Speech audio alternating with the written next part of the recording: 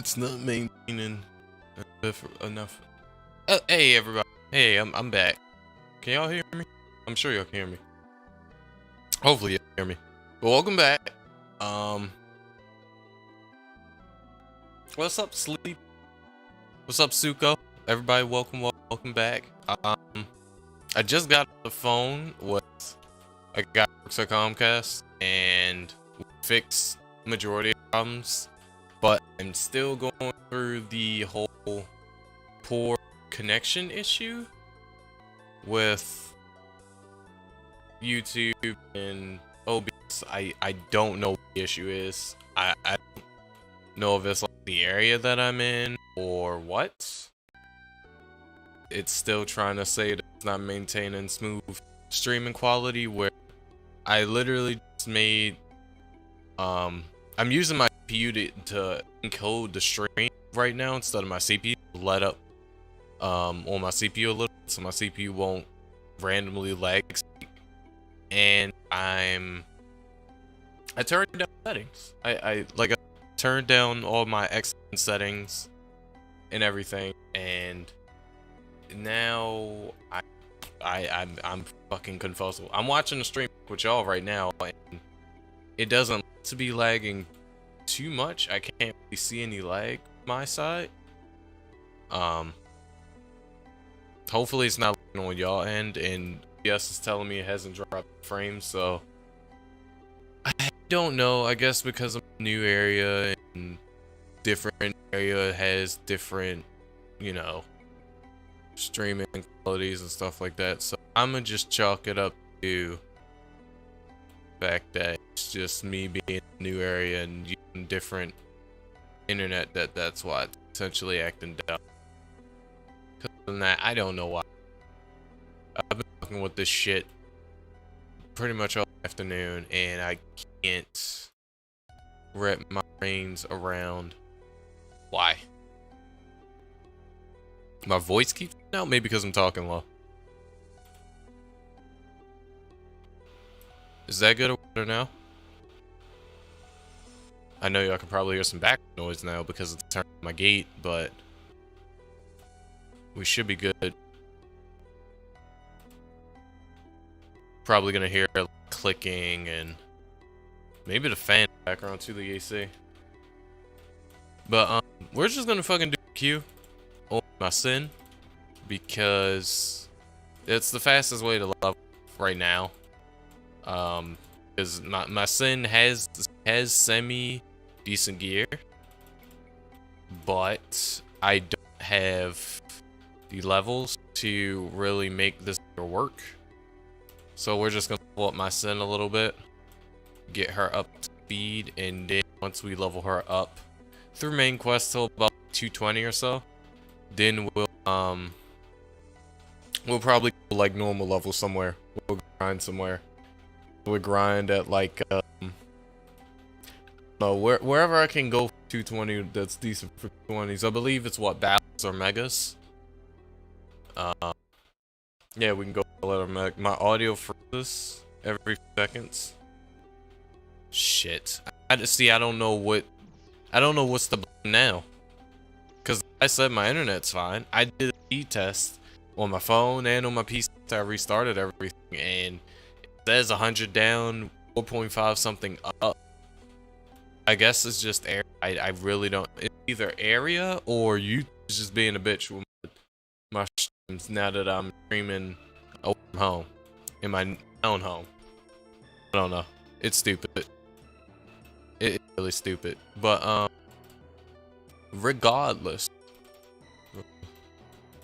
go ahead and try to get up in MQ a little bit. Since I'm in Port Spargus, I'm not that far from the really good MQ to start to give really good XP. Like, the good XP for main quest starts off around like the Port Spargus, beginning of Draftburg, leading on. So I'm gonna start.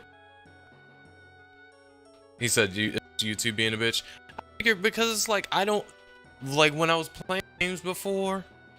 Before I streamed, I wasn't having any ping issues, downloading stuff wasn't having any ping issues, stuff like that. But then once I start streaming, then that shit just hit the fan and it started backing down. What's up, King? To the stream, fam. How you doing today? Doing well. Yeah, it gotta be YouTube just being Twitch. So probably like streaming on this platform. Everybody say, oh, if you want to watch me stream, go stream on Twitch. But realistically, there's no tab for Iruna in Twitch.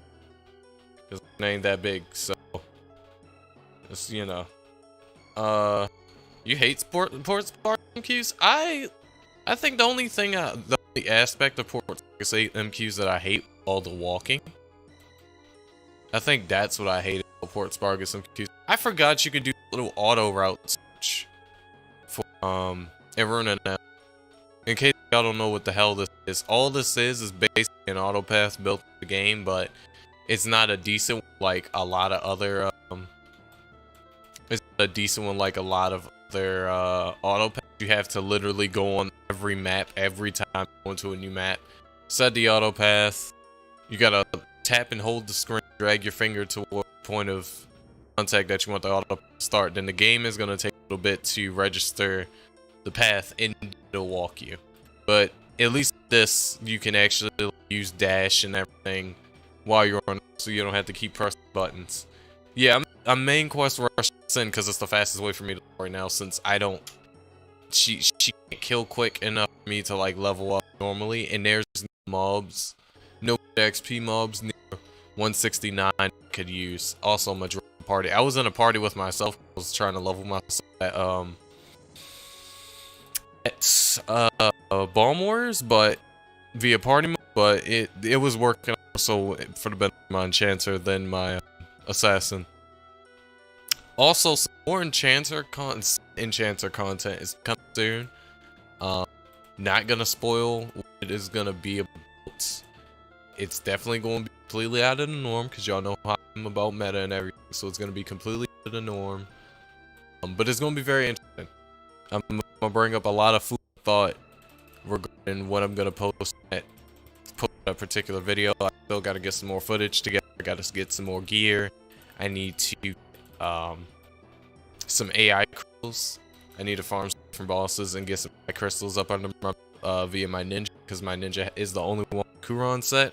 And from what I've noticed too from farming crystals, the only time you ever seem to drop shit is if you have a Kuron crystal on you, because a whole bunch of Kuron crystals on you, because you don't have Kuron crystals on you or tickets.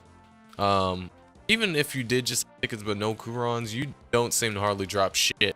Because when I was farming ideas using my enchanter was farming ideas right alongside ninja, but they weren't in a party with each other, they were solo farming. My enchanter get no idea crystal, and then my ninja wound up getting fucking like 7 or 8 of them shit.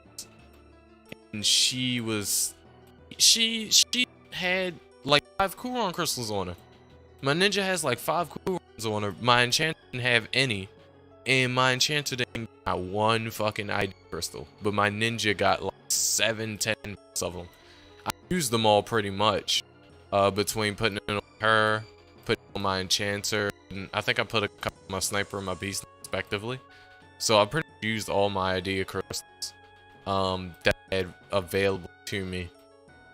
But it seems to be a thing of, when it comes to farming in this game, as far as like for rares and for crystals, if you have at least like 5 crystals, so that's 2 in a special equipment. If you have a double slot of special equipment, so of course the only you can get like a free one SBS is if you complete main quest all the way up to Joshka. But having a 2 slotted special, having a slotted additional, slotted armor, and then a slotted weapon, putting all Kuron crystals on there, that's your bet to getting solid chances of dropping stuff. Just like your beyond. You said your sin is 151. I said 51. 151 is at currently at Magnesia. Oh, you're not that far from me actually. I can get to Magnesia almost quickly. I'm gonna use this auto path shit so I can drink some water.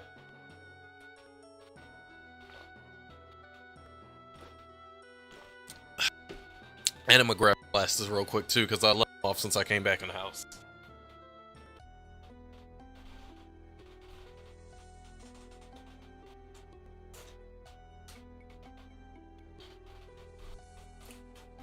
Speaking of coming back to the house, it was a warm day today.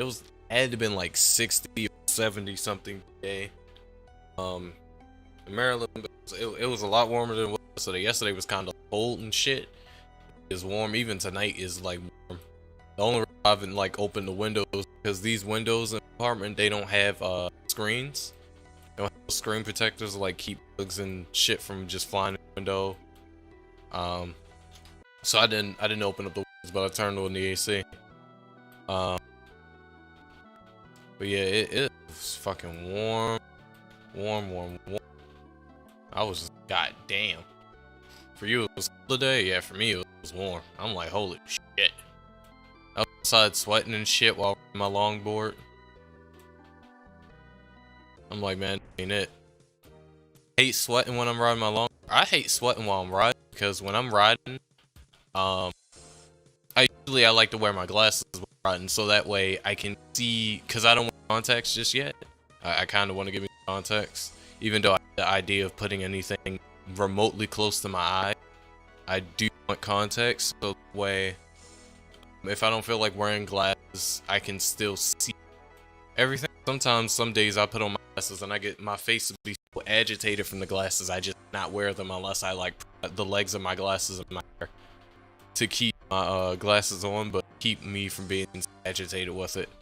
But I like my glasses when I'm riding so that way I can like see big old cracks and potholes and stuff like that in the street, so I can either choose to hop off my board and linger for a little bit to have my board hit the crack, hit the pothole, then I keep going till, you know, falling in the pothole and crack, or just dodging the pothole entirely and stuff like that. And also seeing cars and stuff like that, you know, being very wary of surroundings while I'm riding. And with sweating and shit while I'm on the ride, that's just not a good look, because then I keep taking off my glasses to try to like wipe off my forehead and shit mid-ride, and you don't want to be doing that because you don't want to wind up falling, which is kind of one I want motorcycle helmet, because if a biker helmet, a really decent one, has decent ventilation in it, I won't have to worry about that. I won't have to ever worry about sweating profusely while I'm riding, because the helmet will have nice ventilation. And another thing that I hate about riding is when I go semi-fast, I sweat a lot. Not sweat a lot. Fuck. When I go really fast, the wind shear from all the wind hitting my eyes will make my eyes tear up a lot. So that makes it hard to see and harder to ride. And, it's just not. It's no bueno. Azure, welcome. You said the streams before, yeah. Needles, like it's just you being a bitch. She just said just YouTube being a bitch, which I believe now, because I went through I called Comcast, well they called me back really after the call with them. But I called Comcast, talked to the guy, we straightened out everything that we could straighten out, the modem with the home hotspot and turned off and everything. We changed everything that we could there. We did speed test, and the speed test came out exactly how they were supposed to. Then YouTube keep and the same old shit. So I'm chalking it up to it's YouTube being a bitch, because even OBS is open now. Like OBS was dropping frames before, but OBS isn't dropping more frames. So I'm just chalking it up to YouTube just being shitty right now. What's up, Chaotic? Welcome to the fam. How you doing today? I hope you're doing well. I'm sorry again that I'm streaming so late. I was trying to stream earlier, like 4 or 5 when I came in the house before lockdown started, but fucking YouTube and a little bit of issues I had with my mode. Fuck everything up. And then y'all thought I was gonna stream again. I had one going to sleep. I was so pissed in the shit. I just laid down in the bed and was just like, you know, I'm just gonna fuck to sleep. I'm tired. Exhausted. You broke your MQ? How did you break your MQ? Wait, why am I coming back here as if I need to fight a Zenvo? Or Zenvo? I always get the two bosses mixed up because there's two Zimbos in this game, early game. There's it's A Zimbo. A Zimbo is that dark mecha boss that you gotta fight at, like, I think that's like your last Port Argus boss before you get to draft.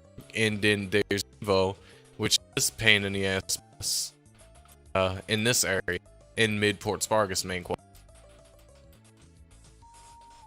I don't know why they bring me back all the way over here.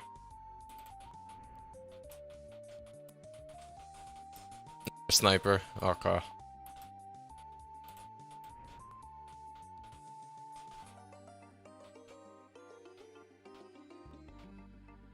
I gotta talk to the chick and then go back to the mountain. Oh my goodness, so much fucking walking. This is what I hate about this damn early game. I hate about main quests in general in the game. It's so much fucking walking you have to do.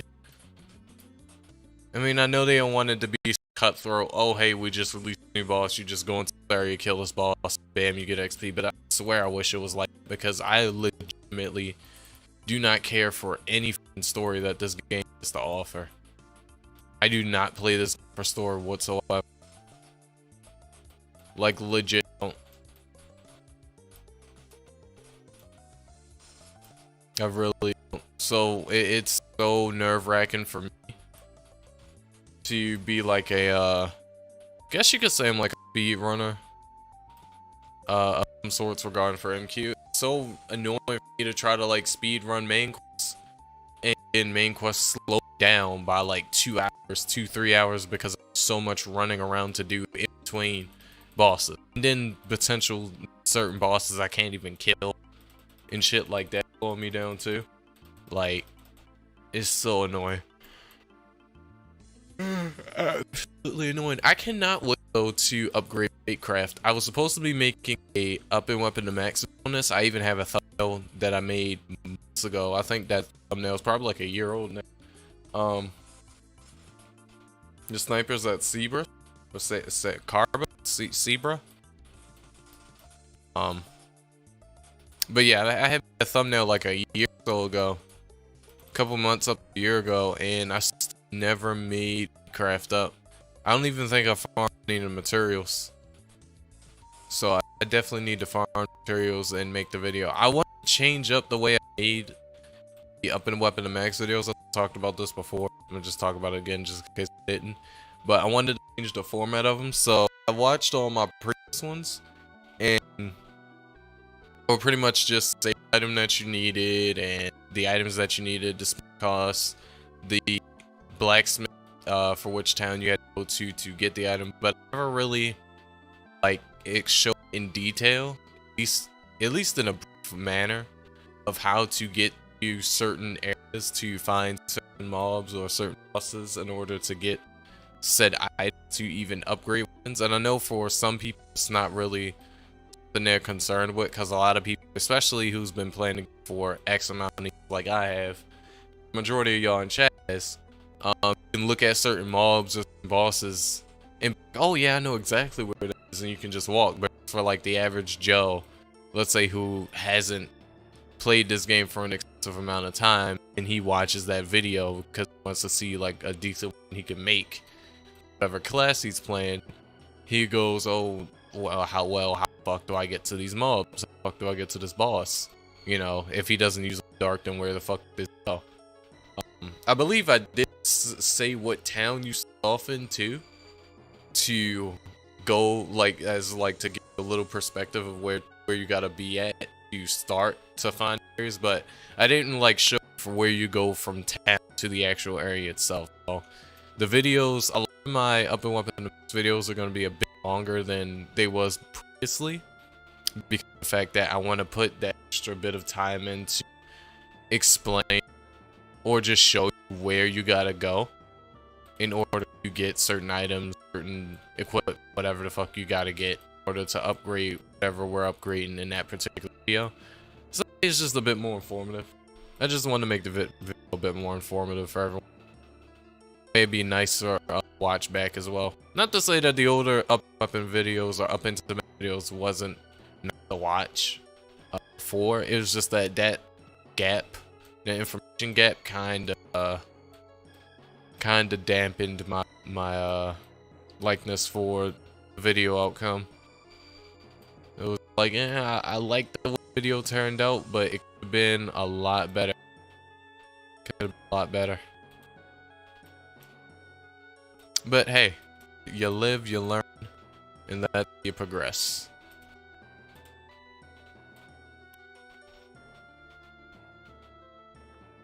This route shit takes so fucking long to start. I like using it, but it takes so long to start in certain areas. It doesn't like click just like that. Certain areas just, oh my god, it's horrible.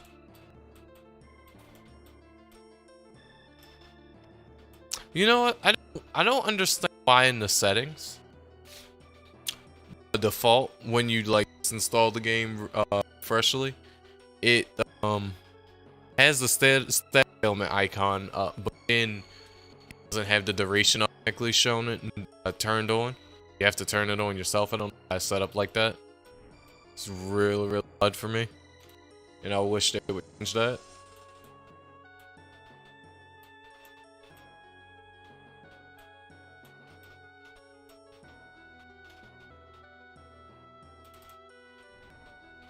Trying to see if I can get my sin at least to 220, so that way tomorrow when we do the raid, I'll be semi-decent level.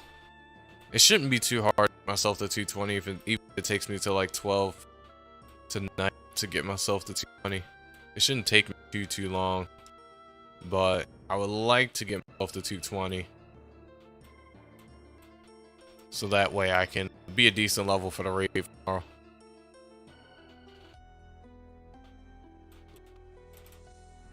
Who's joining the raid, by the way? I know quite a few of you are gonna join. Beyond's gonna join. A couple others, Astral's gonna join. I think Phantom's coming.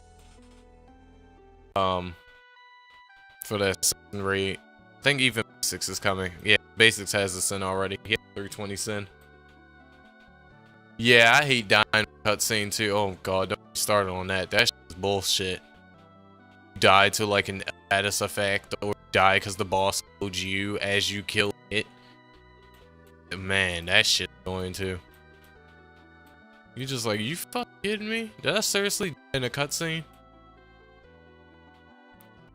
And it's worse when you die in like one of those cutscenes where the area that you had to get to even defeat the boss to get to that scene. It's like a very long walk, like dying in one of the palace chambers going towards right on. Oh god, you don't want to die and then have to like go all the way back to fight Uselith again, or fucking die to Ventia and then had to go all the way up to fight that bitch again, or die fighting Pursuer and then to go all the way back up to him again. Like that walk is way too fucking long. I know that shit made me stop playing the game quite a few times because I just couldn't bear the walk. Like the walk was ridiculous. You had to go from Plenzy to that area before the Primordial Lands. Then you had to walk fucking areas of the Primordial Lands. You had to touch the little glass shard shit, whatever the fuck. The TP to the palace. You had to go to the other area, which was a fucking puzzle map, and the puzzle map was annoying as shit because if you didn't walk a certain path, it would reset you back to the start of the fucking area where you first spawned in. And then once you get through that, then you gotta walk the extra 3 fucking areas to get to the palace doors, and then you get to choose which floor palace you had to go on, and then depending on which floor you had to go to, because for which boss you had to walk the 3 extra fucking areas, or potentially to that boss. And it, man, the whole ride-on arc in Iruna Online is just, it's so fucking annoying. It's just so fucking annoying. It was the worst. One of the worst MQ walks you can ever have in this game. One of the worst. I know some of the higher ends too, like from the Castle MQs, are fucking terrible. I think when referring to zebra, I think he means the wolf dog. That's just outside of Balloon. Not Fort Balloon, Underground Balloon. Let me know the areas between Capital City Oldan and Underground Balloon where you see Iruna at, like right before you enter Underground Balloon. If you go outside from there, I think it's from the north side. Basically next to the general vendor. You exit from the general vendor. Then there's 2 red dots. There's one up a flight of stairs. And there's one to your right when you enter into that area. You walk to the exit towards the right, and that's going towards Zebra. That's the path you take towards Zebra. So you go to the exit next to the Underground Balloon general vendor. You take that exit. Then you walk to the right. You take the right path exit, and then you walk those areas into the Zebra. Because Zebra had 2 3-headed. I think it's a 3-headed dog. Oh no, I think it was just a dog that just stands up. I think it's just a werewolf that just stands up. Yeah, and you was like, yeah, this is a fucking walking simulator game. You do so much walking, it's annoying. Which is another reason why I see why people just get others to fucking grind for them via golems and shit, because shit's annoying. It is. I honestly, I'm kind of quite curious how much XP I would get if I was to like pay somebody to 10 stacks. I don't have fucking money to do it, but if I did from like on sorrow crystals or whatever, how much XP would I get from now, from me being 70 to them being done with the 10 stacks? I'm curious how much XP I get. I'm so sick of walking. That's the thing I hate about main quest is the walking. It's the walking. I hate the walking in this game so much. Oh, what boss is here? I think this is Mezzaluna, Jabek, Honest? If I remember correctly. These are the bosses that's here. I remember the older main quest lines much more than the newer ones. I remember these a bit more vividly, because I've gone through areas multiple times with a decent amount of characters, so I kind of remember these areas a bit more vividly than newer areas. Like once I get up to like Lograth or something like that, then that's when certain areas become a bit hazy for me trying to remember what bosses are there. I meant to farm these seals because I need their additional for another video to make.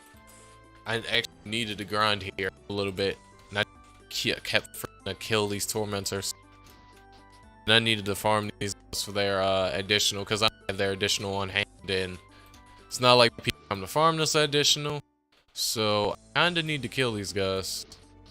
Am I gonna sit and try to farm it right now? Probably not, but I don't want to stop the MQ. Should have teleported behind. Fucking hell.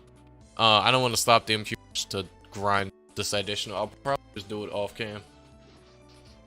Jabek, Thunder Dragon, then Jabek again. Oh god. Wait, Thunder Dragon isn't right here though. Thunder is in that area to the left as you go to Vargas. Or just as you leave out of Port Vargas.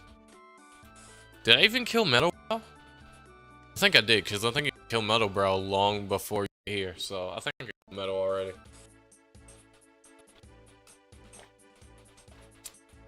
I think the last time we rushed and I was doing it, I think I killed Metal Brow. I wonder how hard Metal Brow's for my sin. I was honestly surprised that I handled the boss fairly easily. In Zimvo. I was able to handle Zimvo on my own too. I mean, like I keep saying, my Sin has gear. It's not like she doesn't have gear. She has damn good fucking weapon that I could use for endgame. She has 2 of them I could use for endgame. I could use all these other ones too, but these will be my main 2 for everything. Like, especially Fake Craft, because Fake Craft fits my outfit so much. Like, the sauce with this, the fashion frame is just beautiful, but like, I had to good shit. The only thing he needs is a body, because this Bellow Order is kind of like for any and everybody may need it. But the multi-bear I can keep with the veto on it, or I could use the go if I want to. Like that, she has good shit. Like the twin talisman I can keep. I can find something that's a bit better. Honestly, it's not probably gonna get any better than Duin for now, because it does give evasion and does give the melee pierce, and the melee pierce is lovely for my skills.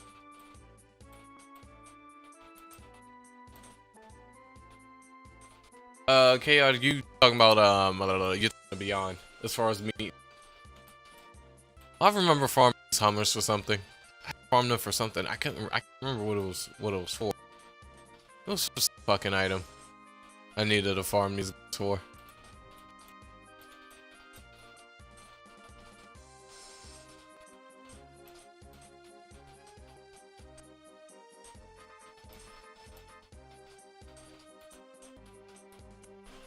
Do I have to kill something right here?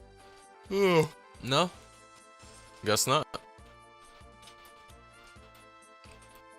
And what I also so funny about this game is early game when you start off with the boss, like some of these bosses have some broken mechanics, like the maybe they'll clear all your buffs, or maybe they'll drop your HP down to 1 or some shit. Some shit like that. You don't really start seeing just the random dumb buffs and bullshit added to bosses in this, and to like avoid people from just going in and just farming boss and leaving out until you like higher MQs. What up? Welcome to the stream, fam. Today, hope you're doing well.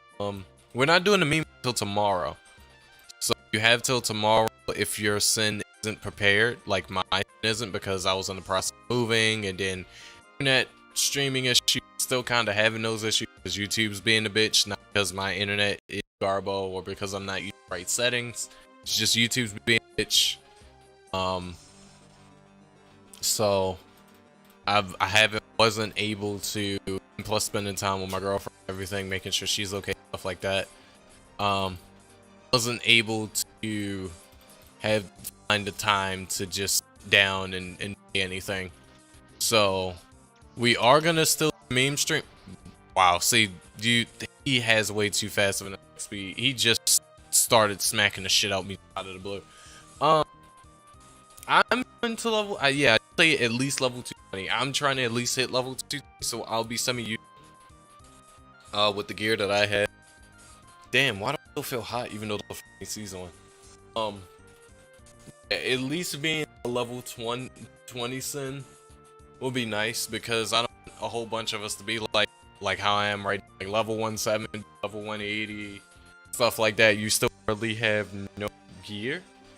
And don't hardly have any gear, and we decide to go do a level 220 boss raid or something like that, and we all die in one shot because no one can survive, no one has evasion, and then no one does damage. We don't want that. Beyond that, I just need a normal weapon. My dark weapon that you gave me, and you need special equipment. Oh, interesting. At least 220. At least 220 or sin. Have all your skills that you need at that level, and it should be a very fun, entertaining raid. And then after that, we're gonna do a beast knight raid, which of course is gonna be a lot easier for everyone to work on a beast knight sin, especially if you don't have a beast knight, you never tried beast knight. Even if you did like beast, because beast knights are very easy to build. You can either build an agility claw beast knight, or you could build a sword beast knight, which is the default beast knight you usually build. And beast is very easy to build, like very easy, very easy. They have a wide spectrum of gear choices you can use to weapons and for armors and stuff like that. It's like the best armor beast knight in my opinion, from being a long time beast knight fan. And I would say stuff like Era, stuff like maybe Bellow of Order, Schuermere, even Heinrich Mail would be great picks for Beast Knight because they'll all have their individual great uses. Beyond, what special equipment for what class, fam? What class? Because for Sin, I kinda don't really know. After Beast Knight, what class is next?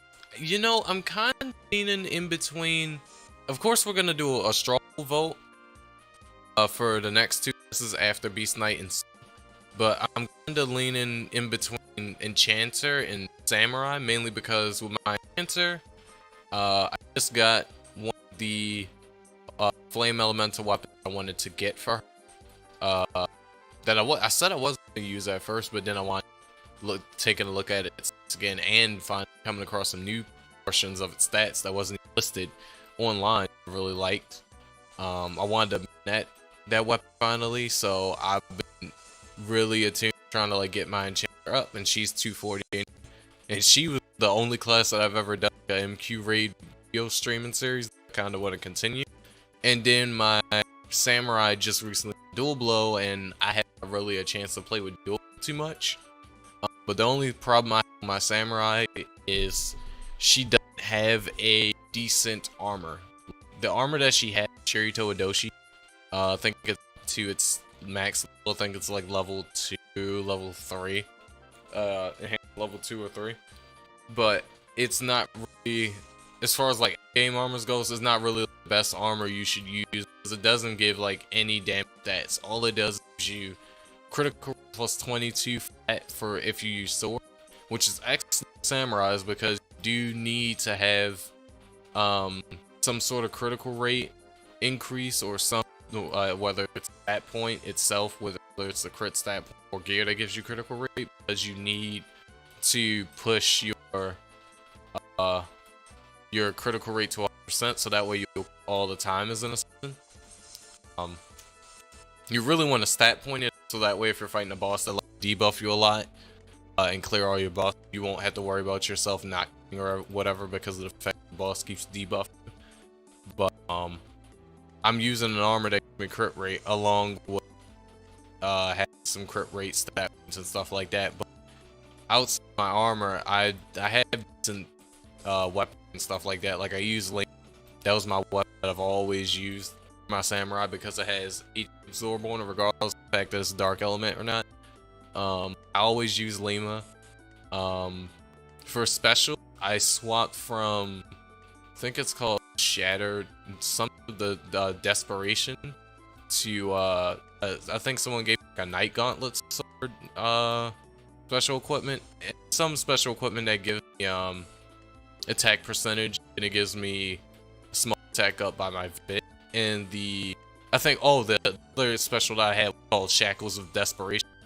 That gave melee up by my level, and then or melee up by my strength, and some other good stats. It gave me like 100 DR damage reduction, and that's about it. Beyond, as far as special equipment sends, don't really know a good special equipment for Sins yet that I could recommend. Trying to think what would be a good special for Sin. I mean, I guess I could sing Ring of Rush, but I don't know how negatively that would Ring of Rush like impact your skill performance when it comes to like consistent landing skills, stuff like that. Because Ring of Rush lowers critical rate, and it does give you damage up, but it lowers crit rate, it lowers your accuracy rate, which is also a big negative, and it lowers something else. It lowers something else. It lowers 3 stats, and it gives you great attack up. Neck, air quotation, great attack up isn't even like all too great. I'm still looking around for like a decent special equipment myself. Like right now I'm in the Wind's Talisman, and this is pretty damn good for instance. It gives some evasion, which is very nice to have. And it gives melee pierce. And it also gives increased melee pierce in your deck. So since of course my Sin isn't 260 plus, she doesn't have AI crystal page yet. She can't like add a melee pierce AI crystal into her build, so that way she won't have to wear like a blade pierce dish special. That was really fucking helpful. Like I said before, the evasion is great. Ouroboros work for Sin? I'm assuming so. I don't see how Ouroboros wouldn't work for us. I don't see how how it wouldn't work for Sin. It's a elemental. It does decent damage. I forgot what its exact stats is, which is why I'm about to look for it right now. But I don't see how Ouroboros wouldn't work for a Sin. I'm trying to look for the weapon. Just give me seconds. Because I don't know what Ouroboros stats like actually is, so I'm trying to look for it. Where the hell is it? Oro. Yeah, stuff like Ouroboros, Sorrel's thrown weapons would be perfect for us too. Like his L or G series would be perfect for Ascend 2 if you can get your hands on those. Because in all elemental it has great damage, it has skill, stuff like that. Yeah, you can use Ouroboros as Ascend. It has attack plus 11%, then it's a dark then it's dark element, so it gives you 20% damage to light. Or is it dark and light element? I don't know which one of the two. It gives you damn good skill A, it gives you MP cost, that's perfect. All those stats are very beneficial for Sin. The only thing it says, at least according to Iruna info, is that it lowers your absolute and your magic evasion. It gives you 10% evasion on counter. That means 10%. By a 10% chance of you getting ass kicked. Let's say if you're considering getting hit and you're taking HP damage, you would get an evasion buff. Percent evasion debuff. Evasion buff. Now, I don't know how true this whole absolute magic evasion negative is. That would be a hidden stat debuff on Ouroboros itself. Other than that, it's a very deep additional throwing weapon to use for Sin. It's very good. Like that fake craft. I use fake craft because it has the twice attack chance, the item, and it has critical damage and critical damage help for Sins too. Of course, not for everything. Kagari is like, I guess you could go to it's your meta. Because it gives crit damage, it gives negative hate rise, it gives attack plus 15. It doesn't give any negatives. It is a high base. So, and it looks good too. Yeah, especially if you have somebody who has like purple themes, color themes, which my Sin does. So fits perfectly with my Sin. Yeah. Welcome back, Blake. And yeah, I'm back streaming again. Tried to fix everything as best I could, but YouTube still acting dumb. I've deduced that it's just YouTube that's being here, and yeah, we're just cool with that. YouTube is the one that's a bitch, and my stream to act funky. All right, let's see, kill Blitz, shall we? One thing I don't like is how much MP backstab takes. I need to check MP cost on this. I think Kagari gives negative MP cost, but yeah, it gives me negative MP cost by 10%, but it still takes so much fucking MP. Yeah, it takes like 126. Mind you, I only have a cap of 1200. That's ridiculous.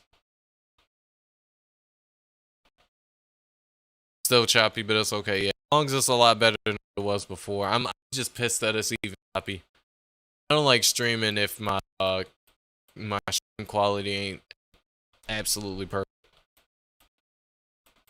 And it's so fucked up. YouTube wants to act done with streaming after I move into my spot.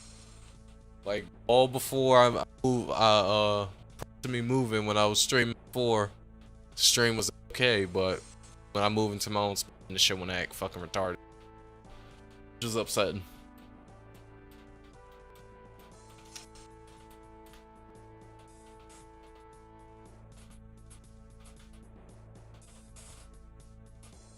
Your Sin is level 2-5 with no main quest done. Lord. See, I don't see how y'all do it. How y'all just be leveling up your characters just to fucking 200, 300 and not main quest at all. I look at it as if I don't do main quests and I'm not pushing past the level that I currently am. Y'all fucking go from 0 to damn near before y'all decide, oh, maybe it'd be a good time for me to do main quests. I think Phantom Step is way late game for. I think that shit's like 280, 320. It gotta be late game for Sins. It has to be. I can check real quick. I think it's really late game for Sins. I think if you're trying to go for that skill, you will not see that shit unless you. Yeah, it's 340. Phantom Step is 340 and Shadow Mist is 320. Venom Fist is 260. And then Dance is 340. Yeah, if you want the poison skills that supposedly increase your damage for a backstep, you're not getting unless you hit 340 pretty much. If you don't hit 40, then you're just out of luck. Which ain't fun, because I do not like leveling up to 300. It is not a fun thing at all. We can go Mega. I don't want to stop the Mega Roaches though. Like I tried to do the Mega Roach ground with my own characters and the XP just wasn't hitting. It wasn't hitting good enough for me to stay. Because I think that's actually what we was having an issue with. We was having an issue where we were grinding at Megas. Yeah, we did it on. We were grinding at Megas a bunch of Sins. The party was just not Sins. And hardly getting any fucking XP from Megas. And a part 2 extremely low level and 2 high level with a 300 plus and a 400 and then 2 100 plus. I wasn't getting any fucking XP at all. So I guess ain't it, Chief. Even in party area, it just wasn't it. We was only getting like 100k in area. Why the fuck does it keep having me all the way up to this fucking monkey, robotic monkey fucking ram? I'm so sick of walking up here. Oh, this is that area. It's fucking back to job back right. What's up, Riggs? Welcome to the stream. How you doing today? Hope you're doing welcome. Welcome to the stream. Do I still have a book? No, I don't have a book active. I wish it was a more convenient way to activate this damn Swift book. Man, this shit's to keep going back and touching, try to back and forth. I hate everything in this game. It's so tiresome. It's so fucking tiresome. And my glasses are starting to agitate me on my right side of my face. Ow. I may put my glasses in my hair. Yeah, that's probably what I'm finna do. Put my glasses in my hair. Thank God I'm having hair.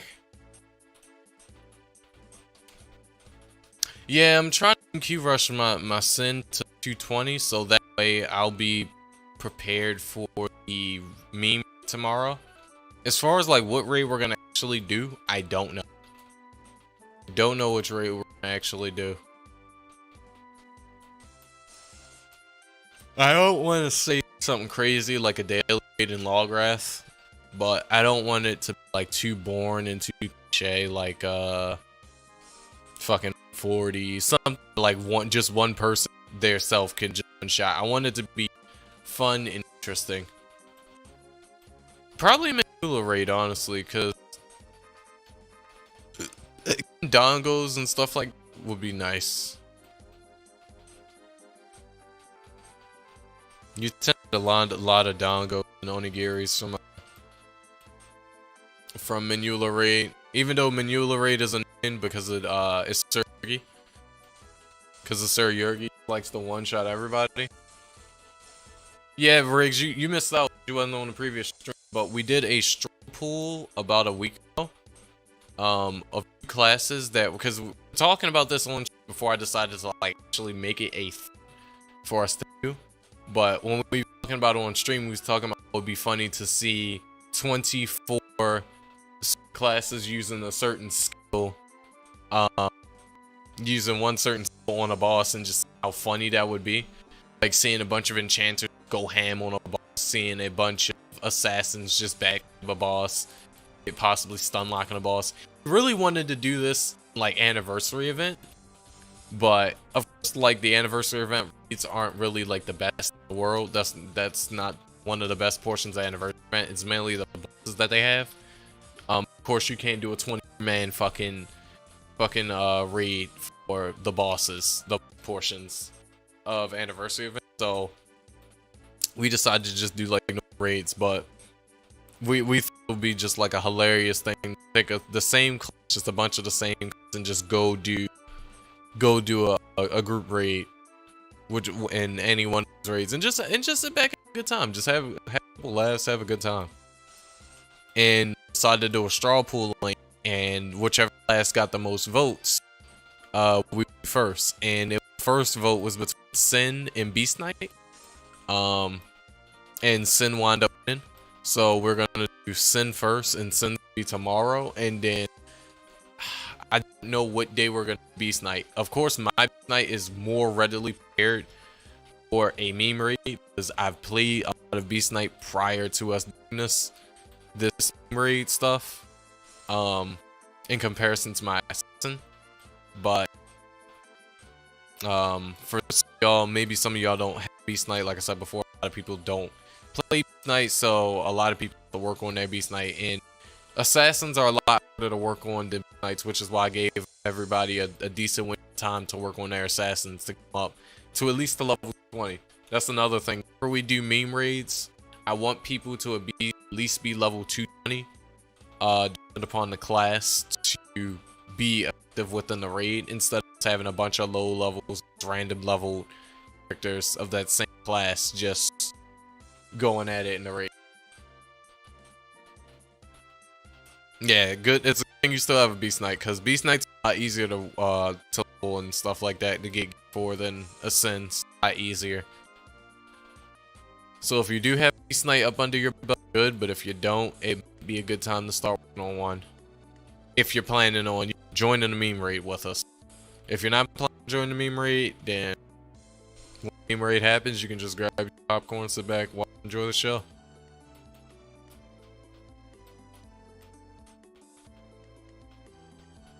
But yeah, mysterious. That's pretty much what we're working towards right now. That's the content that we're working. Outside of other things I got planned in the background, I'm working on. I'm doing this sort of stuff like fun filler. I don't use stacks anymore. Blue stacks just hitting it for me, so I'm using Co-Player. Before Co-Player shut down, this is a Co-Player version 2.0. This is their last update that they did. This emulator is good to use. Another one that's good to use, at least from what I've seen from Intel side, CPU side, is MemeU. MemeU works with Iruna again. It performs phenomenally on an Intel rig. I have two PCs. I have an Intel Xeon G45 CPU, and then I have a AMD FX 300. Now, MemeU, at least on the FX series of AMD processors, oh, this is where Interflake is. The old attack interval crystal used had the farm to get. Anyways, what the hell was I saying? But yeah, I'm doing a lot of us because I'm smooth burning here. I'm all over the place. My AMD FX series processor with MemeU doesn't really work properly with a the game. I think the game either didn't open, or when it opened, it had a lot of artifacting to the point where as though I couldn't see anything. So your emulator choice really depends on CPU PC configuration, because certain emulators would just work well on CPUs with certain builds, and other CPUs just won't work. Emulators just won't work well on other CPUs. So it's kind of like a poison thing, but MemeU works great. MemeU works great, at least on Intel side. I'm sure if you have a Ryzen CPU, MemeU probably works phenomenally on the Ryzen side too. I don't have a Ryzen CPU yet, so yeah, I'm stuck with Co-Player. I like Co-Player. Co-Player performs perfectly, but you know, check my mail, see something flash saying I had mail with this. Oh my god. Fake craft level 3? Fucking kid, why do you just have shit that I be trying to work on give to me? God, I'm still gotta make the video on this. I still have to up this. Still have to up it. Or at least have to farm the well now I gotta get this in the 4. Fucking hell. Thanks, but that damn it. God damn it. Damn, the delay on here is phenomenal. 1.2, 0.5. That shit is perfect. Oh my goodness. That is really good. That's another reason why fake craft is like my my go-to weapon, but at least before. I think Azrael was the one who sent me Kagari. It was either him or Fancy. Someone sent me Kagari. But before whoever sent me Kagari, like fake craft was my go-to throwing weapon for for assassin, for the item delay, for the critical damage, and for the looks. Because when it comes to choosing weapons for me, at least in this game, I know for a lot of people choosing weapon looks doesn't really mean much because people go for performance. But for me, I like using looks too, because if you look good, you feel good, you feel good, you do. So I like going for weapons that really matches the style of my characters, and fake craft just worked perfectly for the jail uniform. Cause I got this costume back when they had an event where if you made a new account, you could get a random free costume, and made a bunch of different characters off. I made a summoner, Sin, paladin. Fuck else did I made a necromancer. I made a bunch of different characters for that event. Blah, blah, blah. Oh, you'll try to get one before the pay rate? Okay. You bought the wrong one? You set the wrong one? Oh, you bought this. Oh my goodness. How much did that cost? I know that costs a good piece of change. Cause people like to charge just random fucking prices for shit. And I know somebody charged at least probably like 80 mil for this thing. You want me to send it so you can try to get your money back for it or something? I don't know how the hell you're gonna get your money for it, because I don't know who buys fake craft, honestly. I'm not saying that to say fake craft is a bad weapon, not, because if it was a bad weapon, I wouldn't use it my damn self. But realistically, like, especially if a Sin is looking on the market, probably try to grab this before they grab this. You know. Keep it? Alright, cool. Because still, I can up this and just use the level 4 when I up it to level 4. And then I just have to work on the one that I have and make the video out of that one. God damn, now I gotta check the secret parts requirements for fake craft level 4 so I can make it. You was trying to buy Evento level. Yeah, I'm glad you didn't buy it because I never used it. Like, I don't, even though I have an event in my inventory, never fucking use it. Mainly looks. I only use this two. I only use fake craft for Kagari because of looks. Even if I have a Limestar. Limestar does fit with me, even though it's kind of like greenish in the middle. It has that green, that purple green. And I don't really like the green because it doesn't fit what the fuck I look. But Limestar is very great because I have evasion rate, ailment resistant, and I kind of wish I had the opportunity to up this to its base form. But yeah, the only two throwing weapons I mainly use for my, like, whenever y'all see Sin, whether it be streams or videos, those are the throwing weapons I only use for my Sin.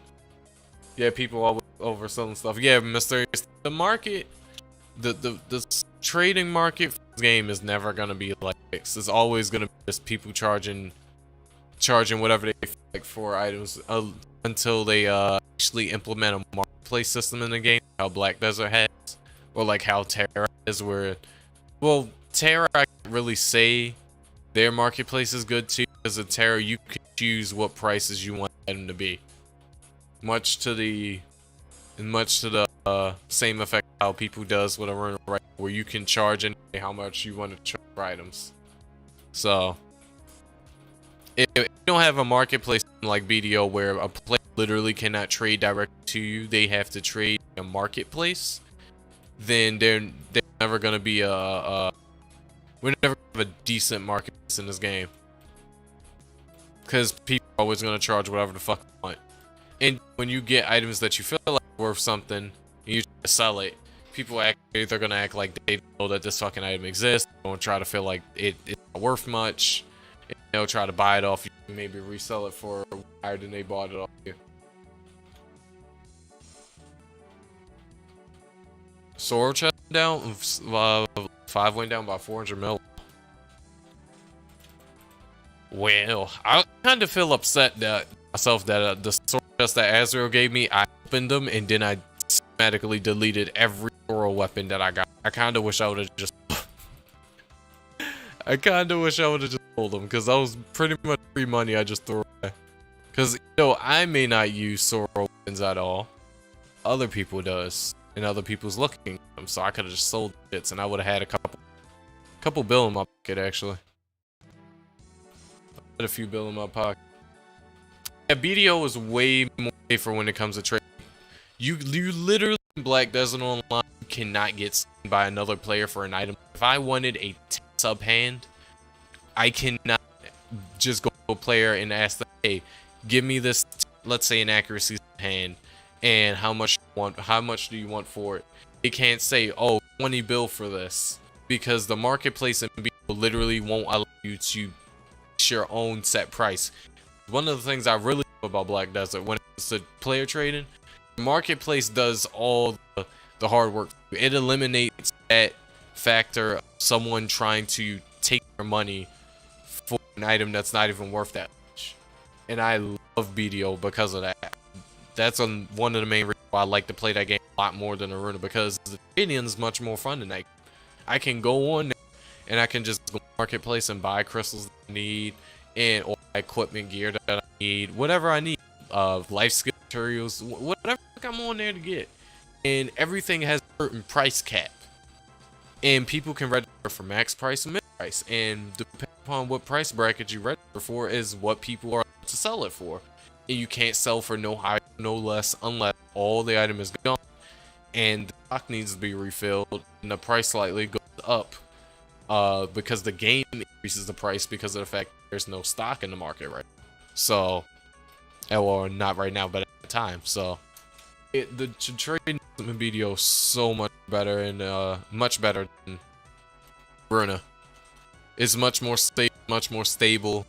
You have a much more consistent idea of how much stuff is worth in that game in comparison to how much stuff is worth in this game. It's just better. Way better in my honest opinion. And that's why I always stress, like, if this game had a marketplace, that would bring a lot more people into the game. Because of the fact that they allow players to trade between each other and there's no middleman to stop people from charging whatever the fuck they want to charge, the marketplace crashes immediately because you can't trust people. People are gonna do whatever the fuck they want to do. They're gonna charge what they want to charge. This works in life, this works in games.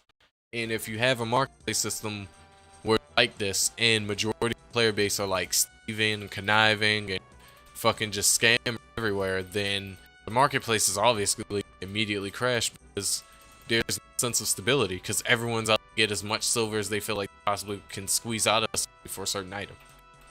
Now, in a game like Warframe, where there is player v player trading, with Platinum, their trading is much more stable than ours, because majority of people who plays Warframe don't try to scam you or try to overprice you for certain items that's in the game. Unless we're talking about Rivens, but Rivens is like a whole nother fucking state of its own, because Rivens just like it just hit the market different.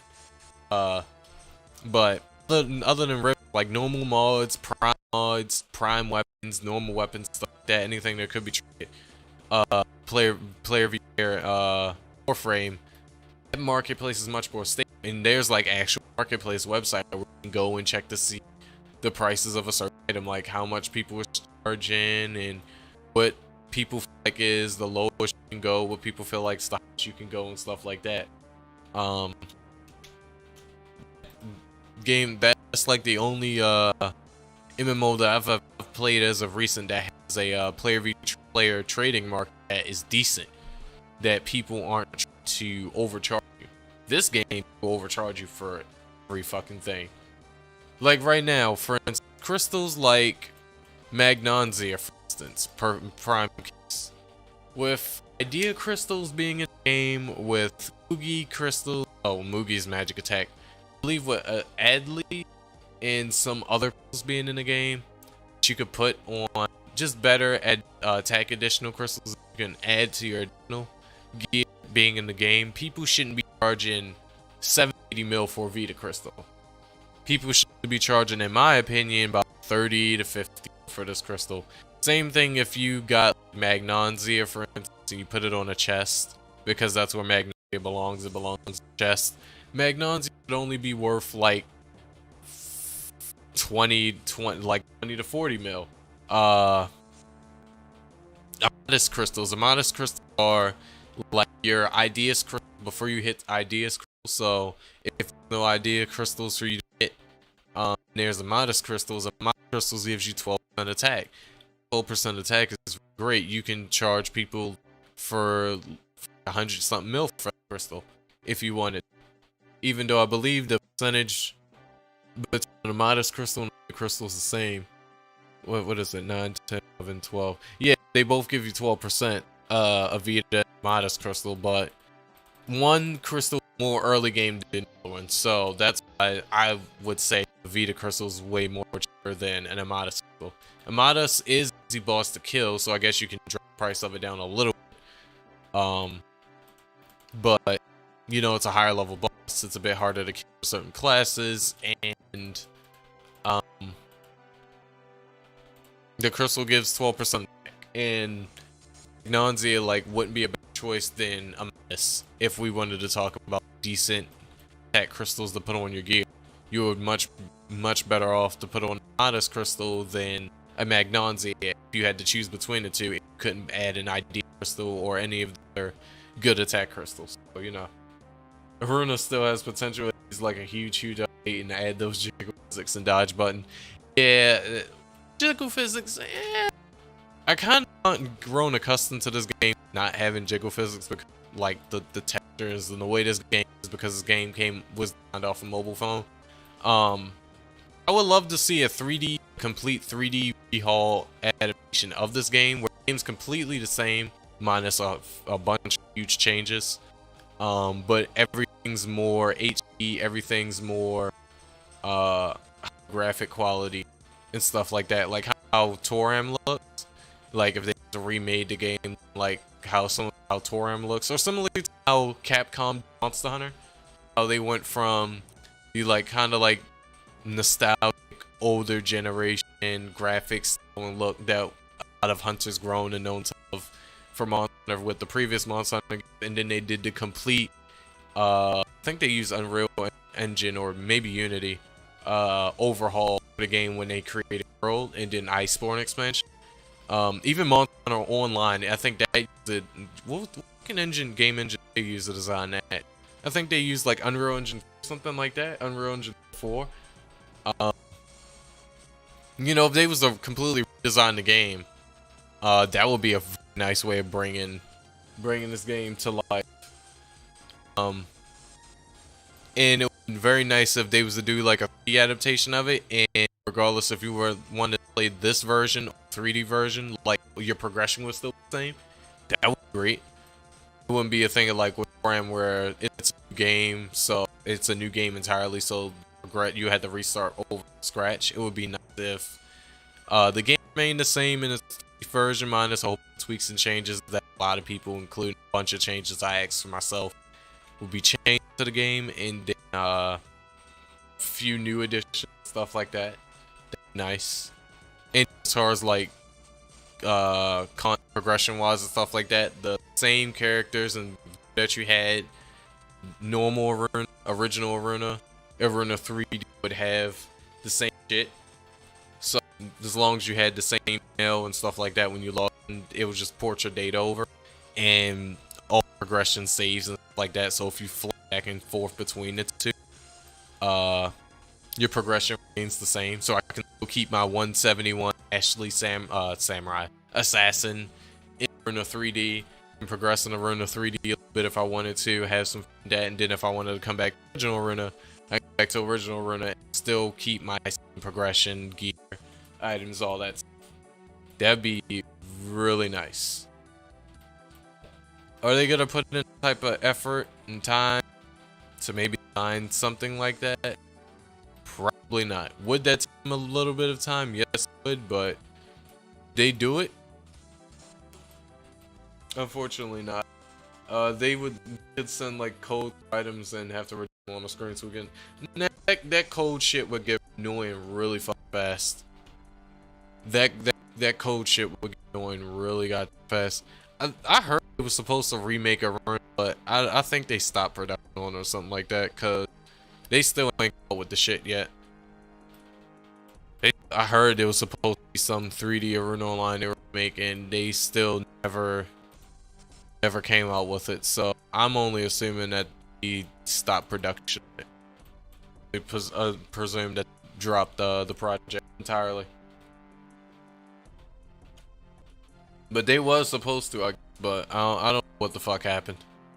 Like I said before, the concept and the idea is nice, but as you can see, they're fucking lazy or don't have enough manpower or don't. Oh shit! Smack my mic up against my monitor, or don't have the creative mindset to do it. So yeah, that's a dream flushed down the toilet. Unfortunately, but yeah, that cold shit would get real annoying so fast to the player base. I can tell you right now that shit would get annoying. Cause Black Desert Online has like a season. We're about to get a new BDO of sort where you progress in this fresh new server in Black Desert Online, and whatever character you create and make after a certain time of the season server being up, you can bring that character, all of the gear that you created and made, over to your actual BDO account. You can bring it over after the season's over, and this system was kind of like meant for like newer players to like get gear a bit faster so they can catch up to current players or seasoned players that have been in the game for a little while. Of course, veterans like myself can easily abuse this because I can easily just get myself newer gear or better gear that I already have, and the season account, server, and bring it over to my actual game as well as characters and stuff like that. But they're probably gonna fix it and make it so that way like it won't completely destroy the marketplace. Like whatever gear you bring, where you can't trade it, because I'm sure they allow us to trade whatever gear we bring from the season server over to the normal server, and they allow us to be able to trade it on a marketplace. It would completely crash the marketplace. Like let's say all the gear that you make on a season server converts to boss gear for a normal server. The boss gear market would completely crash. Everybody would have boss gear. Wouldn't be worth people doing like enhanced profit where they would enhance boss gear to sell it on the market to make money or stuff like that, because everyone has boss. Everyone has it because it's so easy to obtain. You don't have to enhance the shit on normal server. You don't even have to fight some of the bosses on normal server to get the gear, because you easily just go on the season server for like a couple or maybe a few months though, gear, and then come back and then have all this free gear. So it's a lot of balancing issues that they would need to fix regarding marketplace. But outside of that, I think it would be a really good addition to BDO, them adding that, not only to fit like newer players, but to benefit veterans too, like myself, who maybe feels like there's some sort of progression wall. They can't make gains, they can't level up characters fast, like that. I'm gonna stop real quick. I'm not gonna stop the stream, but I'm gonna stop and leave, go check on Babe, make sure she's okay, and then I'm gonna probably give myself some water too, because my cup is empty and I'm thirsty. So I'll be right back in seconds.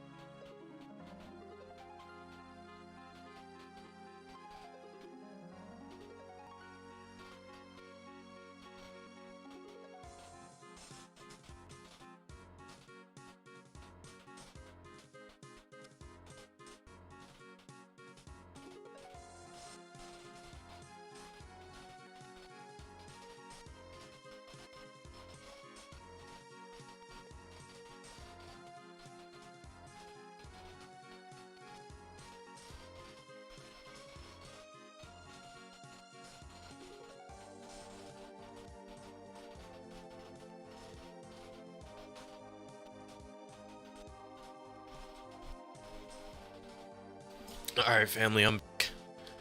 What happened in chat? Well, yeah, Black Desert on Cacao. But they do care about their base. They do consistently make changes and updates to fix PvP, fix PvE, balance characters, make sure the marketplace is fresh. They actually do care about the game to an extent. Yeah, they do a lot of shit to like do cash grab, stuff like that.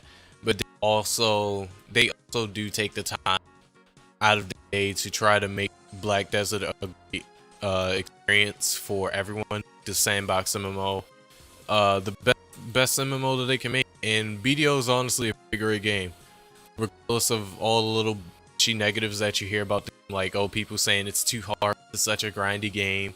Majority games that you play are grindy. So if you don't like grindy games, you shouldn't be playing video games in general. That's first and foremost.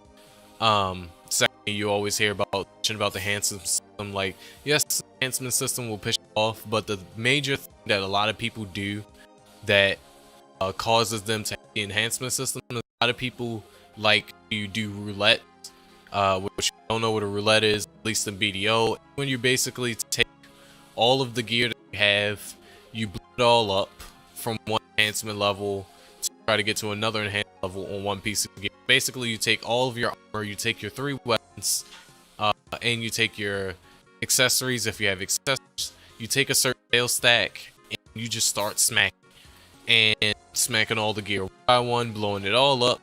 And then once you blow your gear up, you may have a slight 1% chance of getting maybe one of those pieces of gear that you blew up enhancement to next. Here's where the problem comes in. You are blowing up potentially hundreds and billions of silver or hundreds of millions of silver worth of gear progression just to get one enhancement level. And a lot of people feel like they should do this because they feel like that's the only way to get their gear up. Where if you do positive progression, is what I like to call it, where you're only enhancing one piece of gear or one accessory at a time, and try to get filler gear to fill up the game to make sure your stats is high, your gear is high, your AP, your DP is high, so you can grind some areas, so you can PvP to a certain extent to protect your spots. Make your progression a lot easier. And whenever I have people in my guild join, I always try to teach them that. I always teach that you never want to ever roulette. I've only rouletted one time since playing BDO, and it was a try roulette. Now, try roulette doesn't hurt as much as tet or pen roulette. When you are rouletting tet gear to try to get pen, it could be very detrimental to your gear. You can drop from having like maybe 240, 280 AP down to like fucking 200, 180, 160, something like that, and go from like having 320 something DP or 300 down to like 260, 270 DP, maybe even lower than that. So and a lot of people do that. Then they'll use that as their reasons of quitting, and calling the game shit and calling the game bad, stuff like that.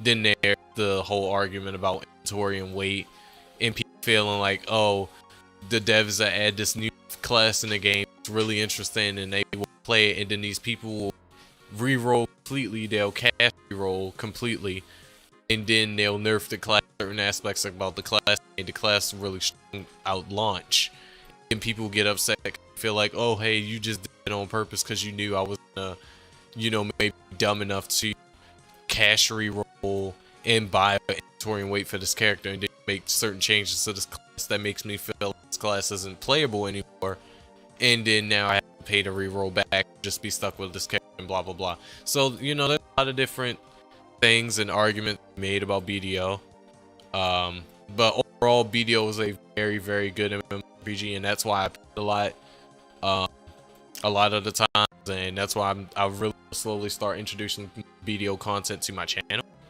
because I really enjoy BDO. Like, a lot of the bullshit and problems that I have regarding Iruna, that I think they should change and add to Iruna to make Iruna better, already in BDO. And that's what sort of entices me and draws me more so towards BDO as of late than Iruna. That's what keeps my attention more so than Iruna. Like, Iruna could keep my attention to a certain extent, but then all the problem shows itself more prominently in Iruna than in BDO. Is what I want y'all to understand. Like, a lot of the issues that this game has, that shit's more right in your face than some of the problems BDO has. Like, some of the problems that BDO has, like maybe dumb bugs, stuff like that, character balances, imbalances, blind spot imbalances, like that. A lot of that stuff can be shielded from you, or you may not notice initially, but it's there. But it's not affecting the game so much to the extent of all the problems that Iruna is, that you obviously see when you're playing the game, and that obviously has an impact on your progression and stuff like that. But in the Iruna story was still unraveling, so I get Iruna 2 maybe after the story is finished. Oh no, maybe. Like I said before, I never played this game for the story. I played it because I thought the gameplay was interesting, even though you can kind of see it's not. As you can see, it's not interesting once you play it. And get used to it. It's very boring, lackluster. I mean, it's not you can. There's not much of. There's not much you can do for a mobile game when it comes to like a very interesting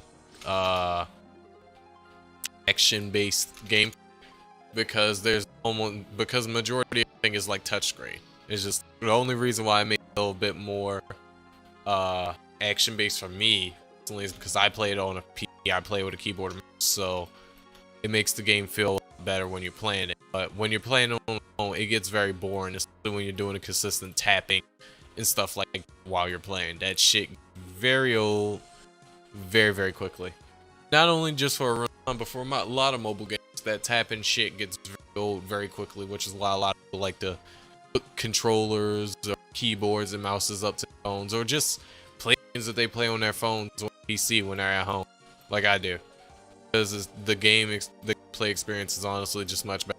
Especially if it's a game that has like really beautiful graphics, you much rather want to play it on a system that can actually run the graphics at max settings and stuff like that, rather than try to run it on a phone that could probably not handle it.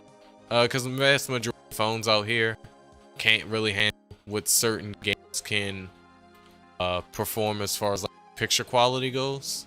And there's a very few phones that can handle it, and a lot of people either don't know about those phones or can afford it and like that. Plus there's the thing of radiation constantly being sent into your hands from constantly holding a phone, and the battery heating, the phone heating up, the CPU heating up on the phone, because there's no set cooling system built into majority of these phones out there. And a lot of people are stupid enough to go for the same meta shit, Samsungs and iPhones. Don't really check and do research on phones to find a phone that has like an internal cooling system built to it, or maybe find a phone that has like really decent potential for gaming on it, like that they can play for long periods of time with the phone overheating a lot of the times and putting a lot of radiation in your hands. And for me playing majority of my Iruna Online career on mobile, and then recently these past couple years playing on PC, I can tell you the experience is much better. Because yeah, like you said, like your thumbs, fingers are hurt a lot. Your hands won't hurt as much because there's not a whole lot of radiation being sent into your hands.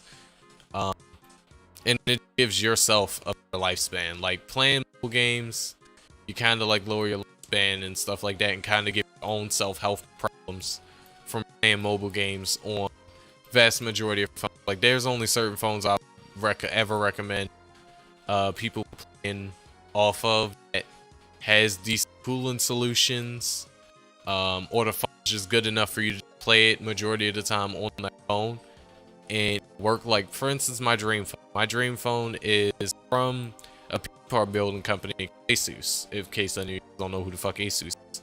But for those of you who do know who ASUS is one of my favorite PC companies, along of MSI, Rock, stuff like that. The Red Boys in the PC industry. I love their phone lineup, not their Zen lineup, but their ROG phone lineup. They have the ROG 1 and 2. They just made the 2 not long ago. The 2 is like a direct improvement upon the 1. Some quality of life changes, battery performance changes, stuff like that, gaming changes. I really like the phones because phones are some of the strongest in the world. Phones has the highest top date update processors, decent amount of RAM space. That's another problem with a lot of phones is the RAM space is too decent, so you have a lot of jitter lagging issues with a lot of games and stuff like that when you play. Or the GPU built into the phone may not be too powerful. The ROG phones has like best high up-to-date GPUs for mobile phones. They have internal cooling solutions, I believe, or don't. They do have the a built-in fan into them and an external fan that I believe comes with a phone that you can get where it'll keep the phone cool and it'll also keep your hands cool. Don't put your hands to like cold, freezing cold, but keep your hands at like comfortable cool where you can play games on the phone for extensive amounts of time by just holding the phone in your hand and not having a gamepad for your phone, which those phones come with. Will not come with innately. You have to buy it. It's a separate deal. That's like $50 to $100 more.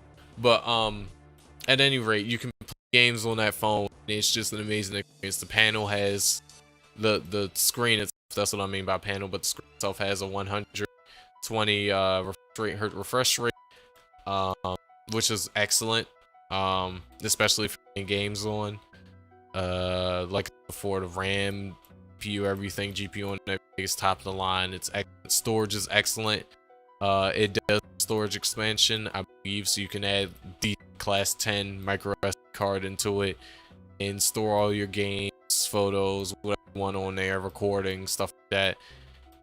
It's a really good phone, and the phone costs like $500 to $800.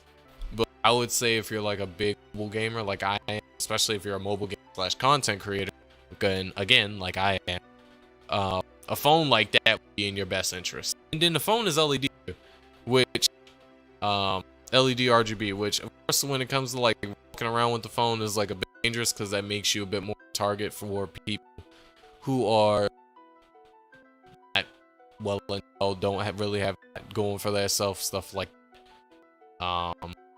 They just rather take from others rather than work for themselves, stuff like that, and you don't be like a target for one of them. But other than that, like the phone is excellent. The phone is excellent. I love the phone, and I can't wait to get it. Right now, I'm using the Xiaomi Redmi series, and the Redmi series phones is good too. Especially their Gemini 9T that they have that has a built-in camera, a front-facing camera that comes. It's an LED. It's LED front-facing camera, 20 megapixel front-facing camera. It comes out of the phone. It's built in the phone. So you know how majority of cameras that you see on phones, they're built on the phone screen. That phone isn't like that, and there are certain phones that's out there that's not like that. And I like phones that's not like that because I do have a personal gripe with a lot of phones having the front-facing camera into the screen instead of the screen somewhere on the frame of the phone where you're not taking up a bit of the space on the phone, because I want to be like completely immersed in whatever I'm doing on my phone. Of course, there's phones that has that notch feature where you can like shorten the screen size to basically eliminate that immersion breaking when it comes to having a phone with a built-in camera, front-facing camera on the screen. But I feel like I should not have to use that setting in order to get max performance out of my phone or max usefulness out of my phone. Like I should be able to just have the phone have I want it. But of course you can buy certain phones that'll fit your needs. I bought my girlfriend one actually, the Gemini 9T from Xiaomi, and it has the front facing camera and stuff like that. And that was one of the reasons why I bought it, because I like she would love the front facing camera that it has, the way that it comes out of the screen, and she has way more screen to work with now that the camera isn't built onto the phone. She loves the phone. I love the phone too.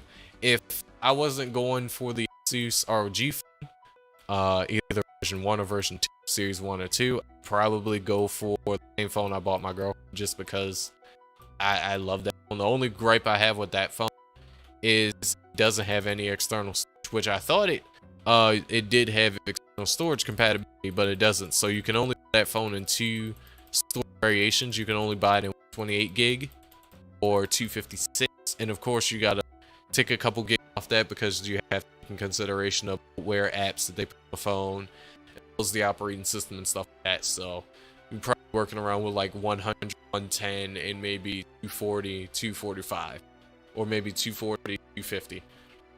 You said I'm gonna check it out. Yeah, that the Asus ROG phone is an amazing phone. It's an amazing phone. Bit pricey, but it's a lot more worth it than like getting a fucking Samsung or getting a damn iPhone or something like that. Especially like if you're a gamer like me, and you like playing games. You like playing games. You love playing games. Whenever you can, however you can. The phone is perfect. You can even use that phone like some on-the-go editing and stuff like that if you wanted to. I'm almost sure MQ. I'm honestly surprised that I've been just talking to y'all and just ranting, and I've been able to just have these MQs just so swimmingly and so easily. Yeah, I know that these are like still early game MQs. A lot of the bullshit that I usually bitch about that gets me killed, I dealt and dealing with yet, but still, being though my assassin doesn't have like super massive high evasion, she only has 200 evasion with no agility at all, and I don't have any VIT build at all, neither to give myself extra survivability. I'm just rocking with Dex crit. I'm very surprised that I'm surviving as much as I am.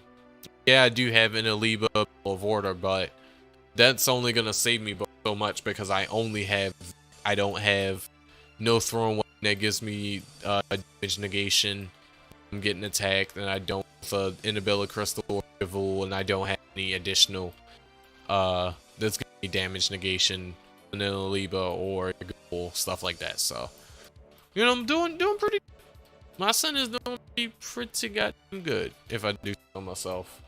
I can't wait till I finally catch up to MQ Beyond because goddamn, this shit has been long. At least it's almost 10 o'clock, and I have gone through a good portion of MQ since I've started. Sniper's auto attack is fast now. Nice. Oh, that's what I wanted to tell you, Beyond. Regarding snipers, you know the shitty fast shot skill, right? Where when you use it as a sniper, it gives you increased attack speed, but at the cost of you can't turn your camera and you can't move your body. I found this amazing little, I don't know if this is like a glitch or like an unintended feature regarding Fairy Wind, but if you pop Fairy Wind, if you let your sniper was 320 mines, and if you activate Fairy Wind, right, let's say you use fast shot right after you pop Fairy Wind. That way you can get an attack speed for your sniper because say you don't have overclock yet. You don't have overclock in high school. You pop Fairy Wind. I don't know why I can't skip. Oh, I was supposed to press space. I don't know why I couldn't skip that thing, but anyways, if you pop Fairy Wind and then pop fast shot, for that 10 seconds that fast shot is active, give you that attack speed buff. You can move while you have Fairy Wind active. I found that out on accident. I am gonna make a video on it to people that they can do it because it is amazing, and I'm so glad that the skill works like that for right now. Yeah, like you said before, it might be an unintended glitch, but they'll never fucking patch it, even if it is an unintended glitch. Like, we still, for God's sake, talk to statues and tabs and stuff like that, certain XP areas, and what XP and keep your buffs up immediately. So if we can still do that, and I made a video, did I make a video on that? No, I think I just told people about it on stream a few years back that and still haven't patched that out. I'm sure they're not gonna patch that out, but it worked amazingly. Like, me using evasion, me popping evasion, high cycle, and fast shot on sniper while using wind, I'm able to attack really goddamn quickly, even with barely any agility. And I did add a few points of agility on, not much. I'm only gonna add enough to where it says I have 200 agility, 200 ASP, but I really pretty much don't even need it with the fast shot. With the whole fast shot glitch that I found out. That like I said before, shit just works so perfect. The downside is it's 10 seconds. So you get 10 seconds of being able to move and shoot fast, and then you have to repop fast shot again. But it's way better than the fucking duration to MP cost for high cycle, because high cycle only lasts for a minute. For 6 seconds for a minute, but then it has a fucking 500 MP cost, which is absolutely ridiculous.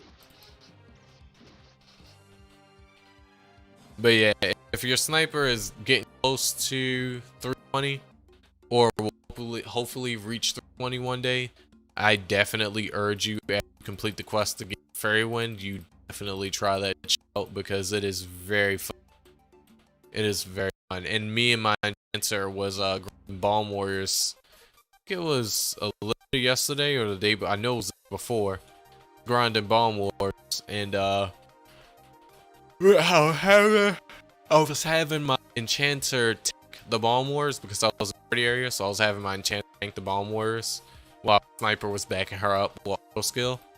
Well, not auto attack, and it was working. So now, of course, being able to like burst them down really fast. I don't have overclock yet on my sniper. My sniper complete the quest yet for clock. I'm still on the quest line for sniping 2, but I need to complete the quest for clock, so that way I can get overclock to help my damage increase even more for my sniper.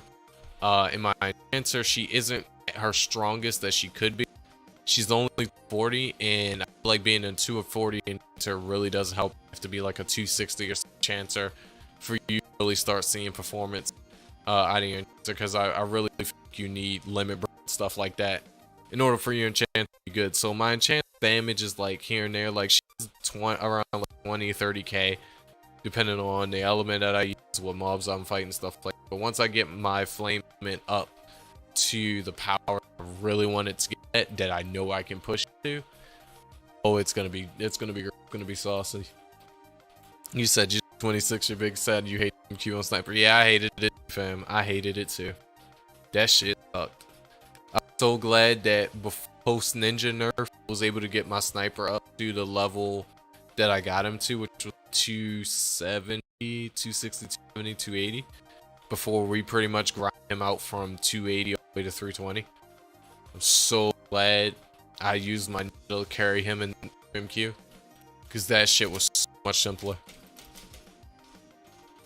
Much simpler than what's his face and fucking trying to get him to solo shit, because that shit's mad cold. Like, basically, if you don't have a resistance set, damage negations first when you're trying to do MQ for him, then Hanzo will not even do MQ.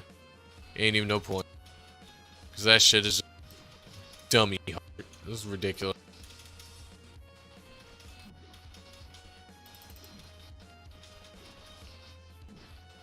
See, I'm thinking I will wind up using I'm really thinking that I will wind up using Rise first sin, because I really feel like with me having the craft now, I'm about to get to level 4. Actually, really quickly, I want to check, see. I want to check and see what's the part requirement to get level 4. I need to upgrade this. I need to refine this too a little bit. Refine it to 9. Be level 4. I really feel like, oh, that's why I was in the Pursuer that one time. I needed a Pursuer crystal. I need a Pursuer crystal, 10 dragon stones, and 20 blades. Everything is easy except for the Pursuer crystal. I may have to get my my ninja to grind that. Weak to earth. Saturated wind. I don't know why they have like wind and earth in the game. Like, wind and earth is pretty much like the same fucking element, essentially. You're one in a set, but it's like one bill. Yeah, see, that over expensive bullshit. Yeah, well, I would like to upgrade this thing a little bit. Shit. I would like to upgrade, but I don't have the silver to do it. Well, how much silver do I have for Spina? I have almost a mil. I think I could upgrade this to +9 if I'm lucky. If I'm lucky. Sell some stuff I'm not going to use. Yeah, I can easily get this thing to... I can easily get this thing to level 4. I just need the Pursuer Crystal. Which is going to be the big thing to get, because you all know how crystals are in this game. And I can't say like, oh hey, let's just stop and go Pursuer Crystal real quick. Like, it's going to be that stupidly fucking easy. It's not that easy to do that. So, I don't know when I'm going to get that crystal. But I would like to grind that crystal so that way I'll be able to get my fake craft before. But right now I'm gonna try really quickly see. Oh shit, where's my Orochium? I think it's on one of my characters. I think it's on either my ninja, my enchanter, or my sniper. Fuck. I have no Orochium in guild storage. Hold on, let me log into one of them real quick to grab that shit. I was just gonna fuck it and continue making, but I really want my damn fake craft up. I really want to get up. And I need to upgrade this Monty at some point. Still don't know if I'm gonna completely stick with Monty Bear for Sin, because I think in game I'm gonna have more strength, probably some Vit too, honestly. I think I'm gonna go for a strength Vit Dex crit build. Probably add Vit as my last stat. The reason being because I feel like assassins need Vit to survive. We can't survive off this little bullshit 2k, 3k, 5k HP. I really feel like assassins need a good 30, 60k HP to survive. Especially tacked on with evasion, because especially how the higher end bosses are nowadays, and higher end grind spots are nowadays, like having I almost always find it really stupid if you're not a ninja to have stupidly high evasion but didn't have no HP to back up evasion. It's almost the same thing with BD. It's like having dumb high evasion but not having enough DP to support that evasion.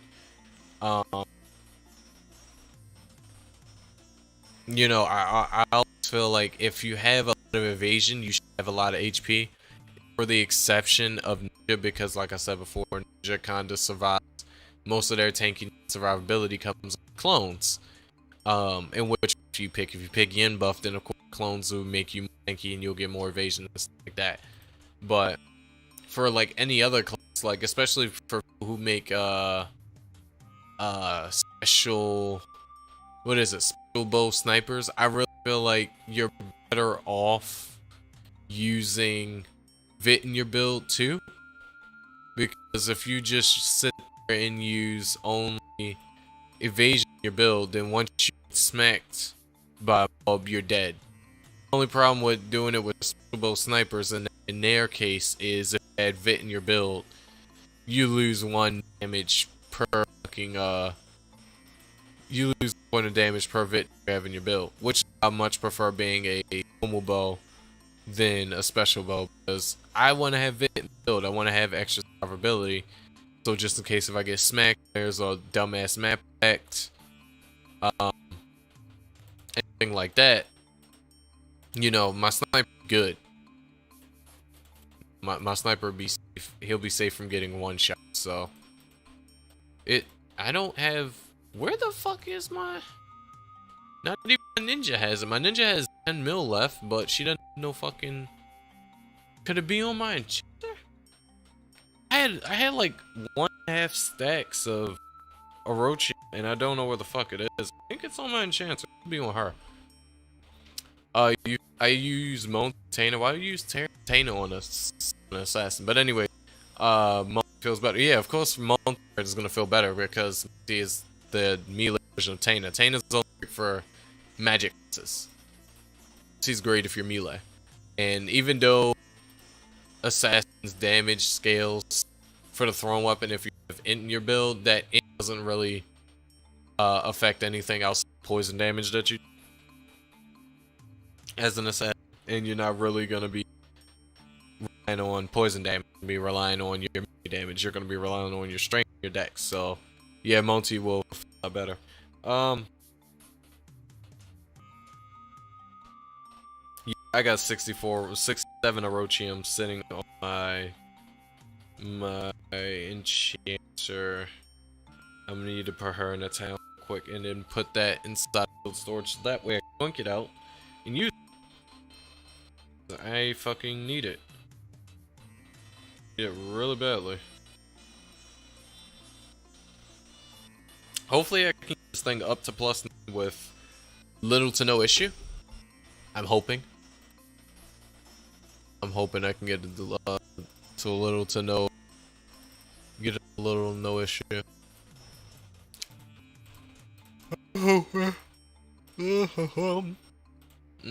Sleepy.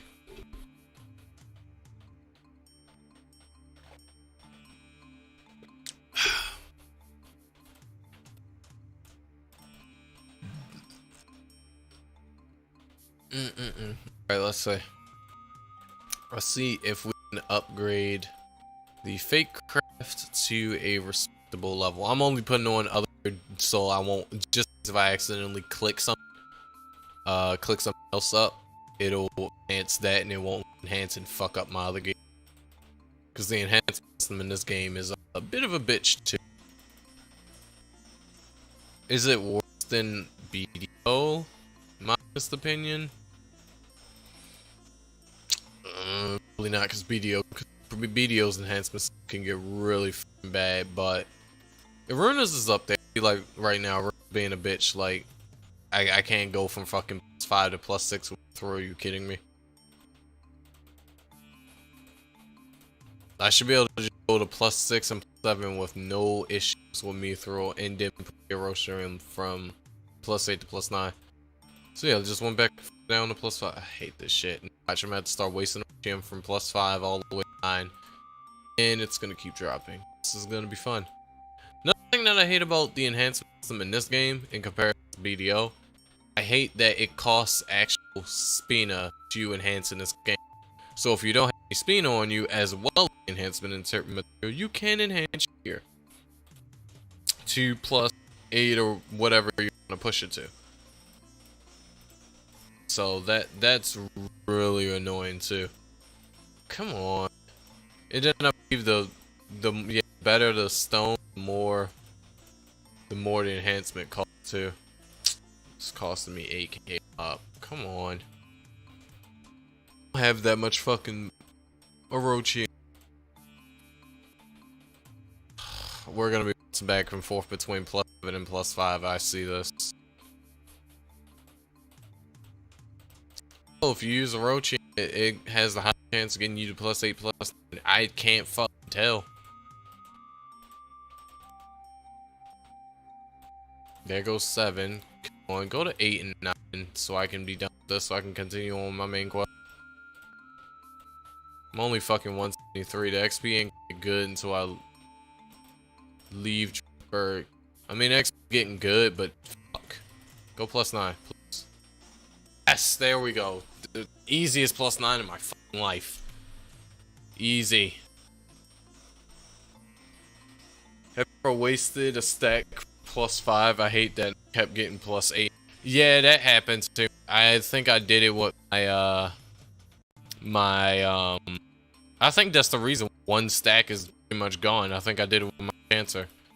Oh, it didn't take that much. I was at 67. I went down to 54. It didn't take that much. But yeah, I think that happened with my Chancer. I pretty much used the entirety of a fucking stack just trying to get one fucking weapon +9 because it just would not go. It would go. I didn't know what the fuck was wrong with the game, but it just let it go +9. It would go +8. It would go +7. It would go 9. I lucked up and got the damn thing to +9, which is perfect. I mean, of course, it's slightly lower base attack than my Kagure, but I'm kind of upset that they made Fake Craft a magic damage throwing weapon. It's a normal throwing weapon that has magic attack. Like, Why? What fucking class do they expect to use fake craft as a magic weapon? What the fuck do they expect Necros to use it? Cause you know they got Necro, even though they made the Necro wand, which that and the book is like two of the things you can get. I use Dark for my Necromancer, but that and the Dark book is like the best wands you could possibly use for Necro, because it increases your dark elemental damage so much. They decided that it would be a smart idea to make Necros passive instead of it being another wand passive, like I believe Alchemist, like Highwas. They make their fucking passive a fucking threat.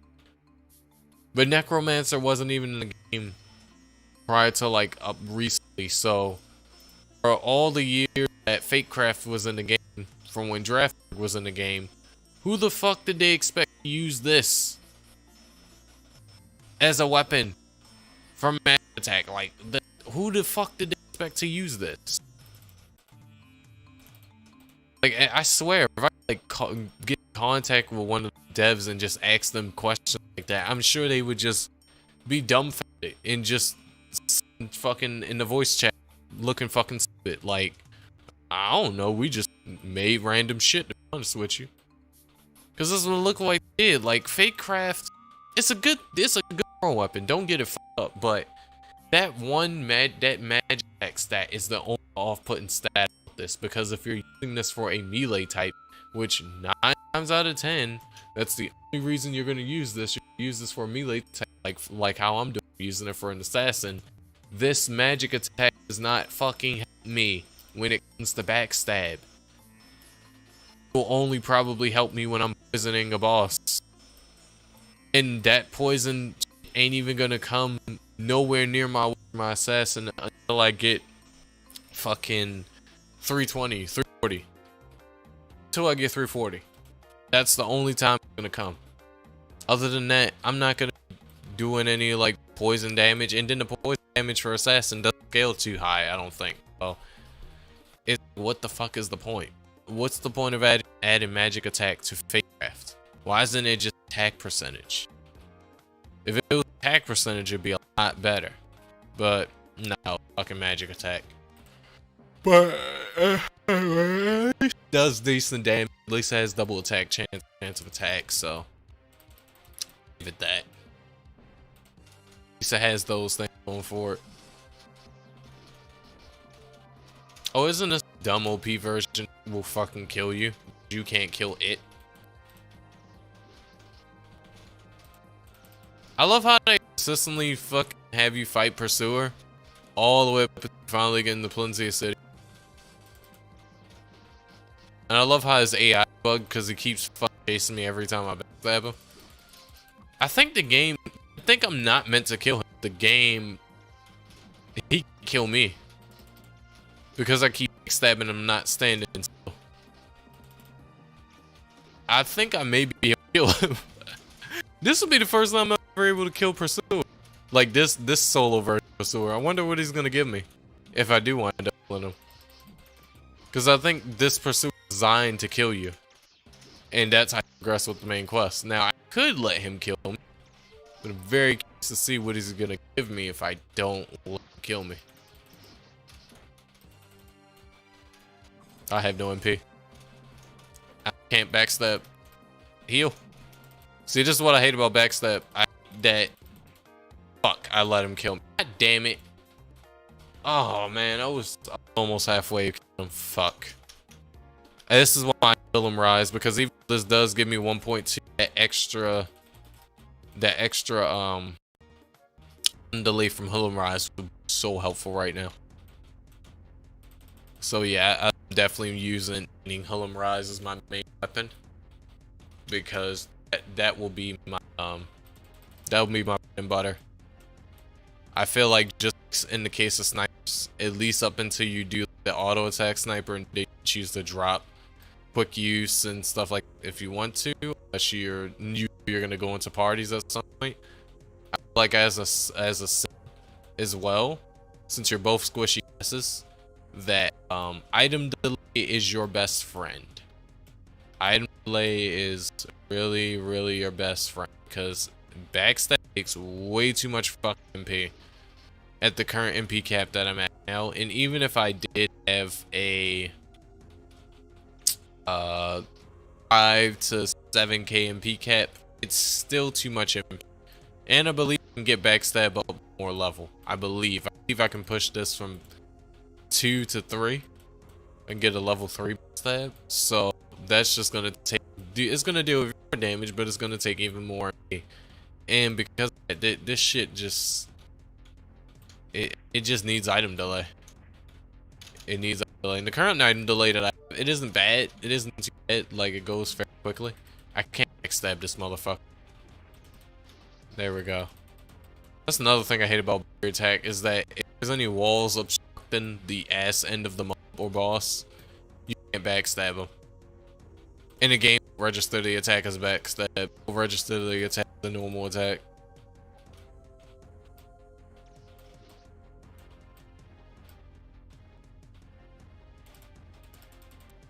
But yeah, I definitely feel like if you're playing assassin, definitely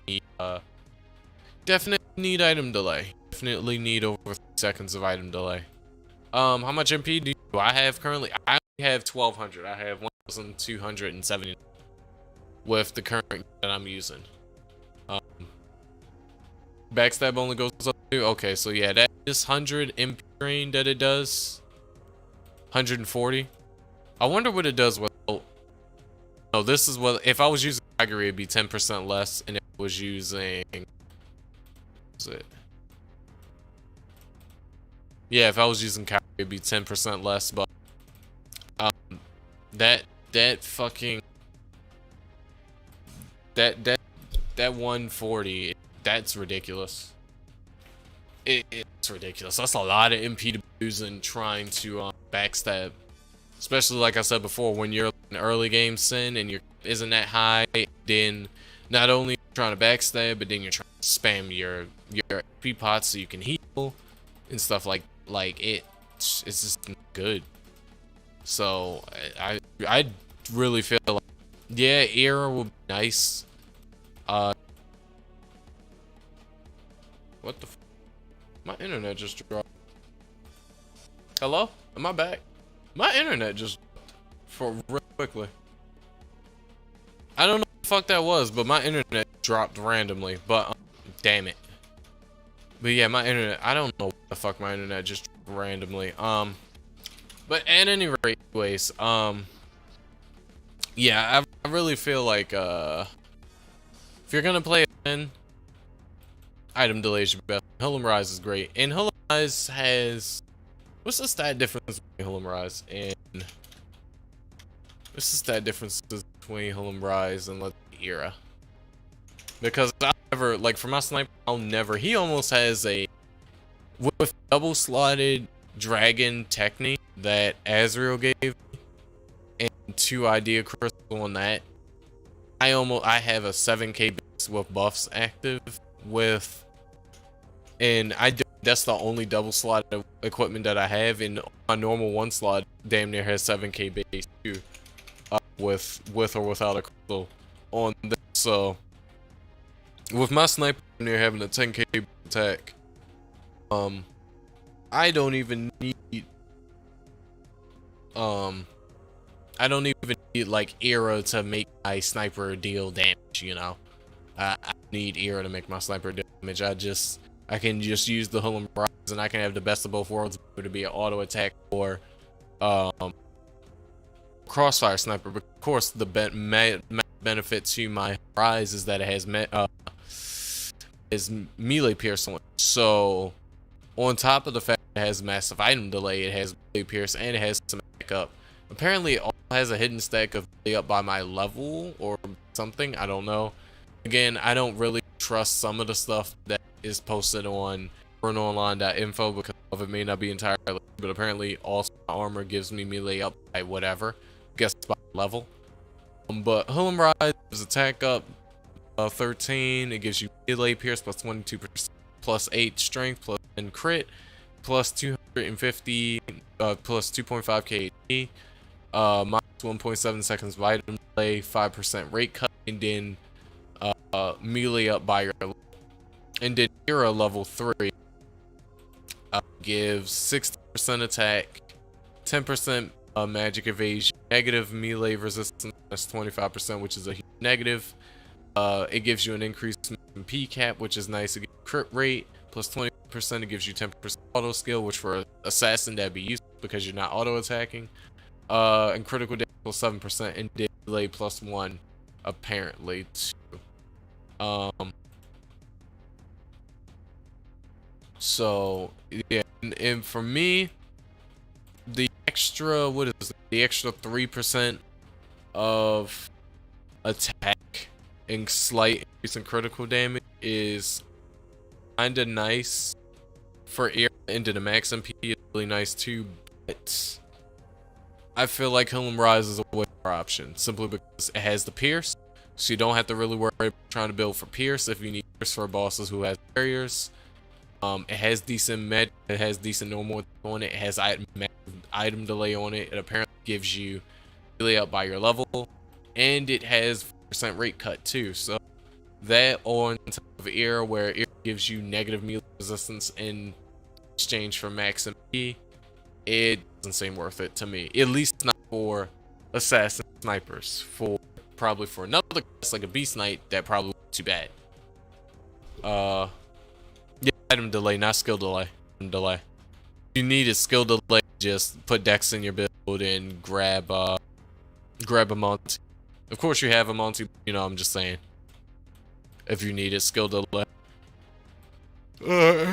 in your build, that's what you would do. And you're pretty much fine. Like, no, pretty much the same, with the same additional and armor configuration as my sniper. My assassin would be completely fine. Completely fine. She will be able to handle any type of content and bosses or mobs that I can throw at her with relatives, because if bosses drain her HP and spam the shit out of HP pots really quickly, if Bab's taking way too much HP for my liking and I'm grinding solo, I can turn on auto pot, or I can mash the button myself and consistently keep MP up. And with the addition of me using Nightcraft as my go-to weapon outside of Kagari from time to time, I will almost always have a 3-4 second delay, which means that I delay will go really quick and I'll be able to just consume shit real fast. So I'd rather take that over an extra 3% base damage. Now some people may feel different. Some people may feel like, oh, ear is a lot better because it has higher base attack. But what I would like for some people to understand with Iruna, or just with games in general, sometimes the highest stats are not necessarily the best stats to go for. Sometimes just because a certain item gives you the highest base attack it could give you, or the highest base magic attack it could give you, it doesn't necessarily mean it's the best thing to go for. Certain stats are very situational. Like, prime in case, the best in stat magic additional crystals that you could go for when you're not adding, at least for in case of enchanter, when you're not adding a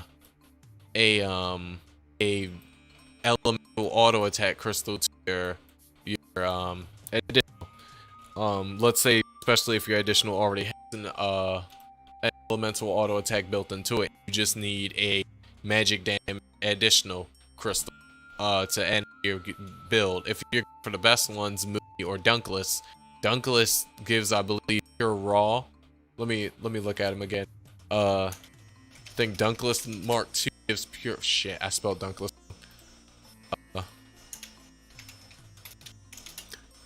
Dunkless Mark II gives you raw. It gives you raw. It gives magic up by your level, which is amazing. And it also gives you magic pierce, which is also great. But Moogie gives you, which is the chief of Draftberg, his additional from the anniversary event gives you massive magic attack, gives you 17% magic attack, and it also gives you percent spell burst. Both crystals are very situational. if you're using an enchanter, I honestly feel like spell burst is a stat that you really need to try to fit into your build if you want the best damage and the best performance out of your enchanter, because of course as an enchanter you're gonna focus on one element. You're gonna pick one element to work on. Majority of people, it's dark and earth, so you use either dark or earth element, and those are gonna be elements that you're gonna work on. Didn't mean to smack my sorry. And whenever your earth or dark element procs, you always want him to deal the most damage, which is you have magic increase and base magic attack increase into your build for those two for that particular element.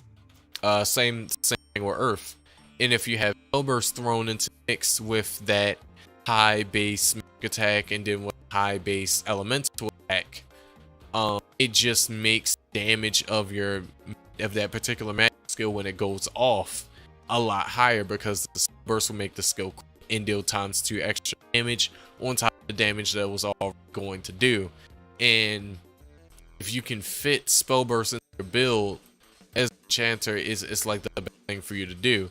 So you always want to add that into your, like the only way I would say that you could use a Dunkless Mark II crystal over a Mugi is, let's say you have an additional, said before, that you can add that already has a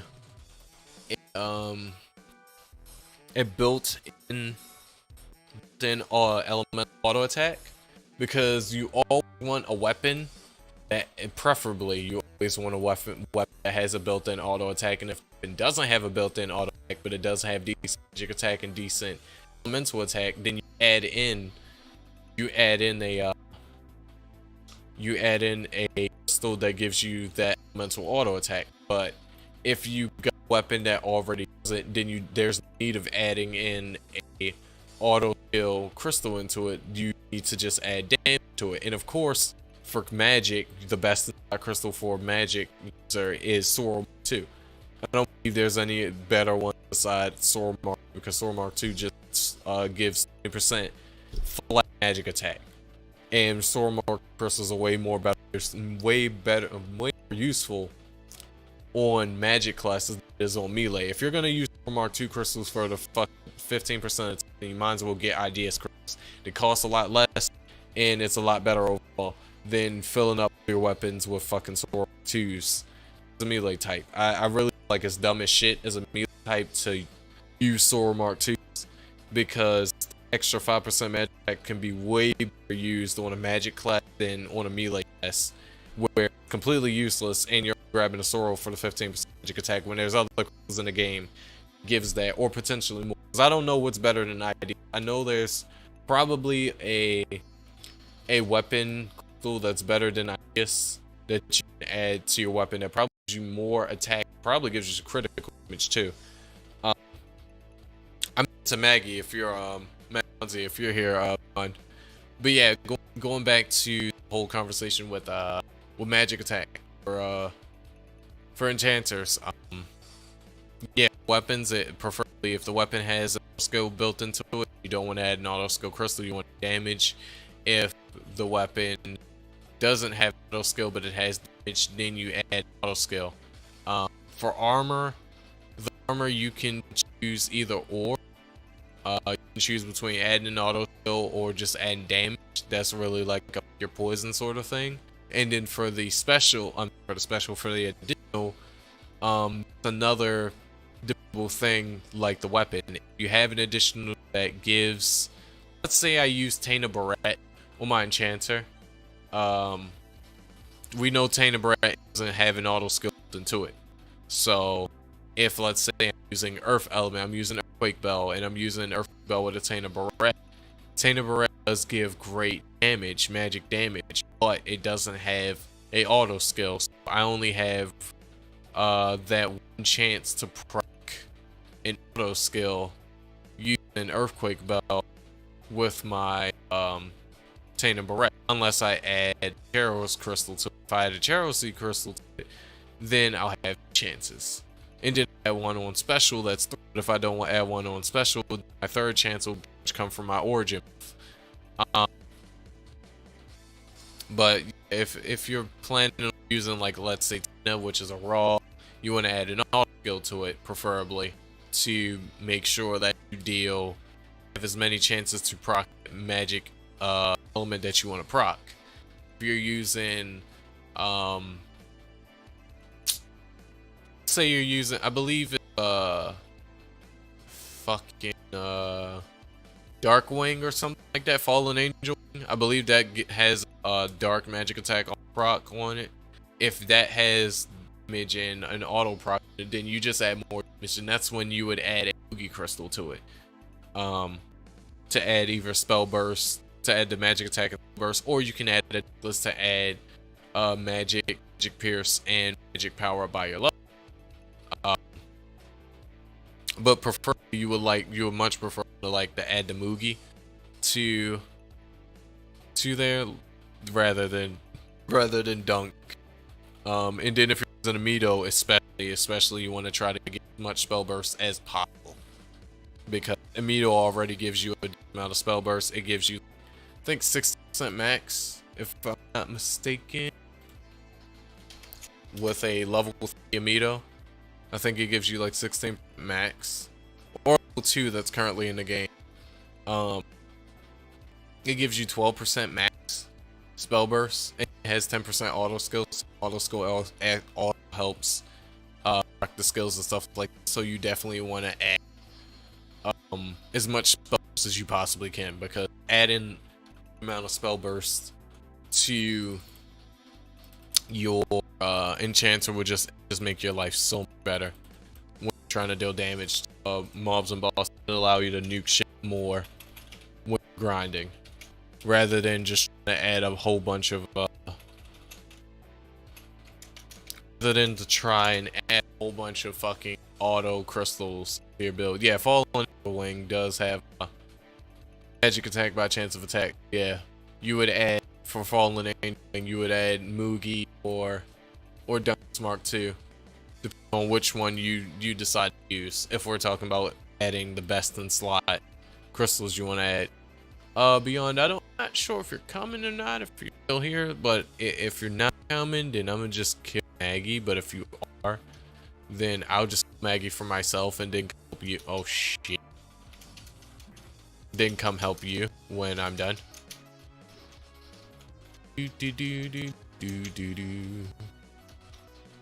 wasn't that bad. My life was in a Billa proc. That's what really saved my life. You was on the next MQ after this? You got it wrong? Okay.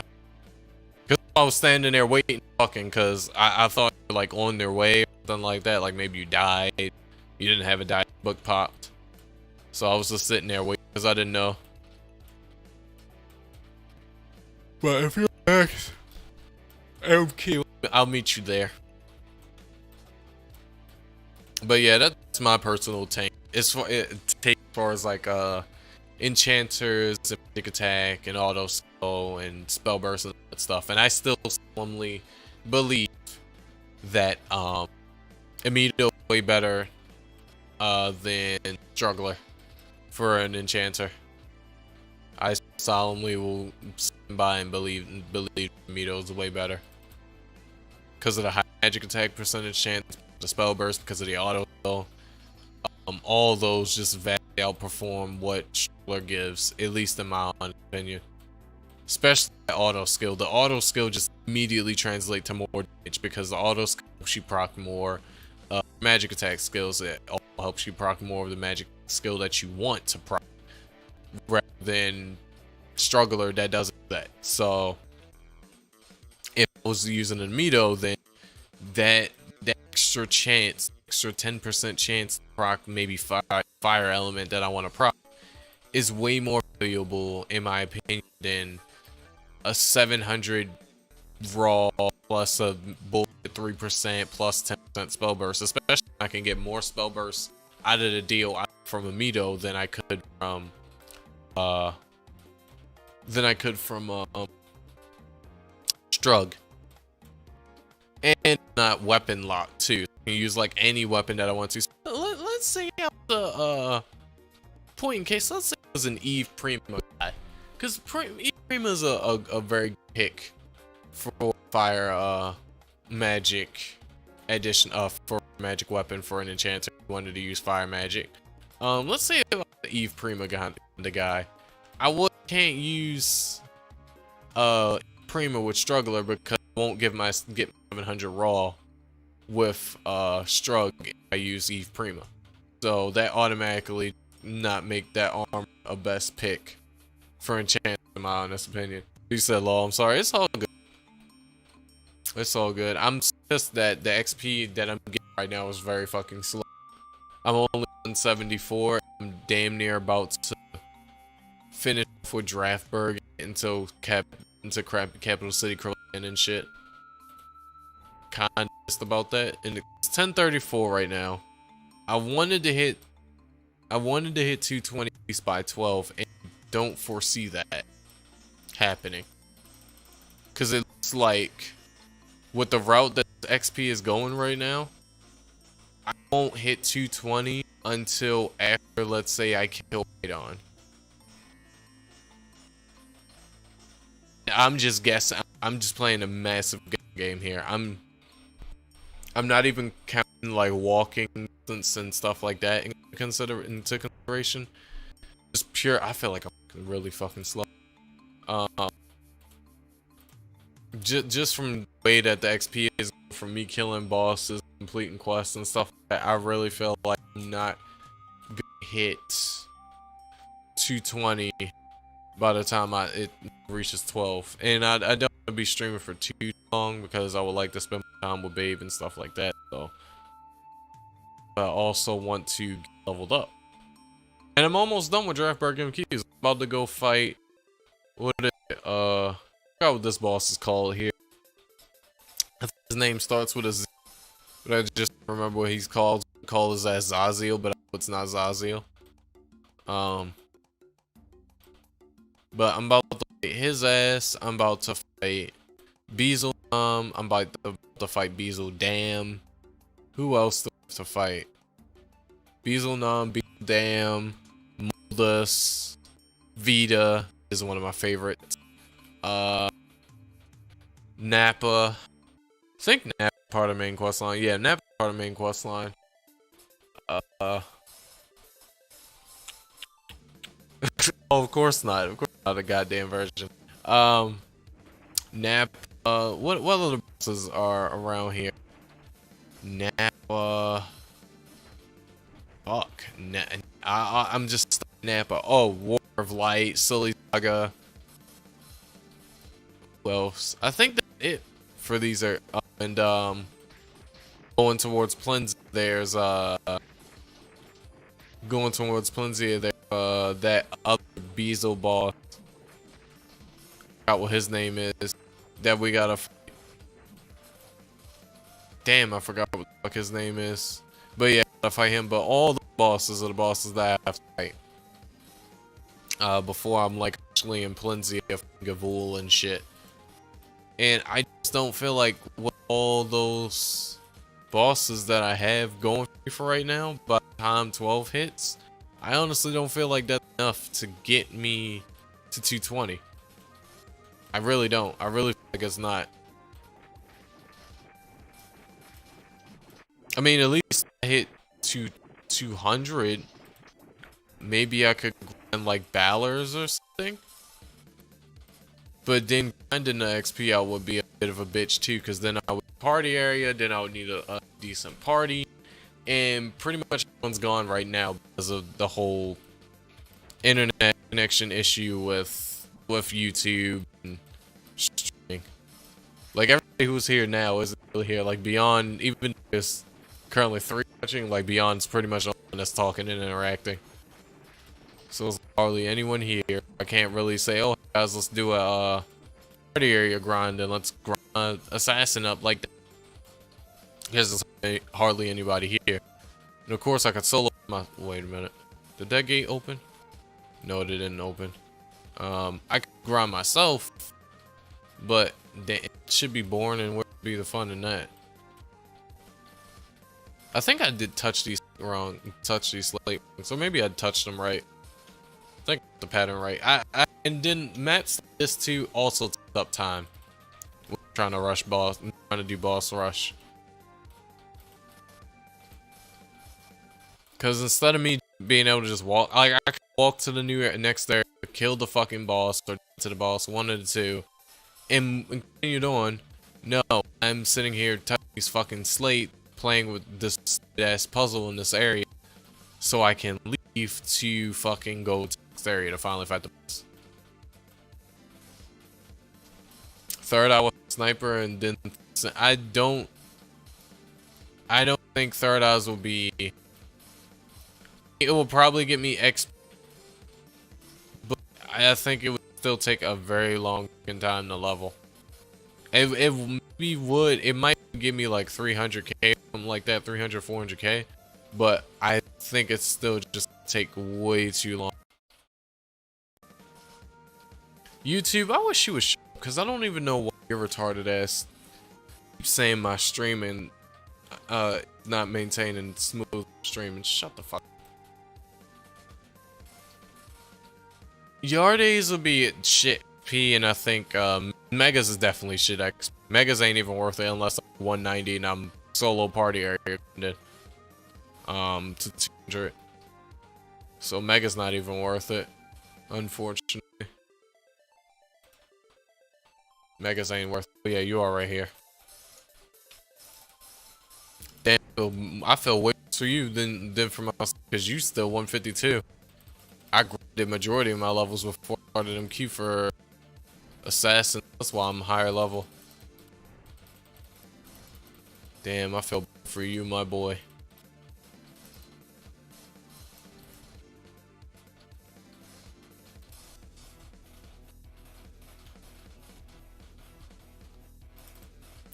Hopefully I can kill this solo. Z, dude, that's what his name is. Shit. To catch up to me because I had to stop moving. Oh fuck. He doesn't kill you and then kill me. Oh, he's gonna kill you. He's chasing you. No, he started attacking him.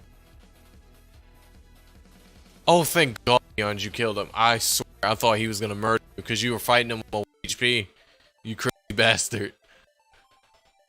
Jesus, you scared the shit out of me. I'm like, Beyond's totally gonna fucking die. He has 1 HP in a dream. Totally gonna fucking die from this. There's no way he's gonna survive. But nope. Yeah, that was close. I was just like, okay, Beyond stays away just in case if I die, he can just leave. Or potentially kill him depending upon how much HP the boss has left. There's people farm Kim juice? Why are they here farming Kim juice? I know what they're farming too. They're farming glowing feathers. What the fuck are they possibly farming glowing flowers for? Not glowing feathers, glowing flowers.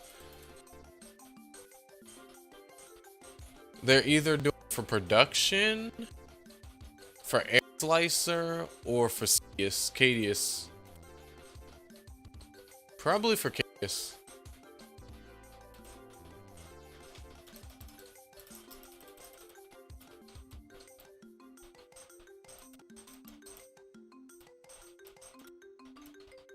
Yeah, get your, definitely get your. Oh shit. You have die hits book active and they kill. Rip.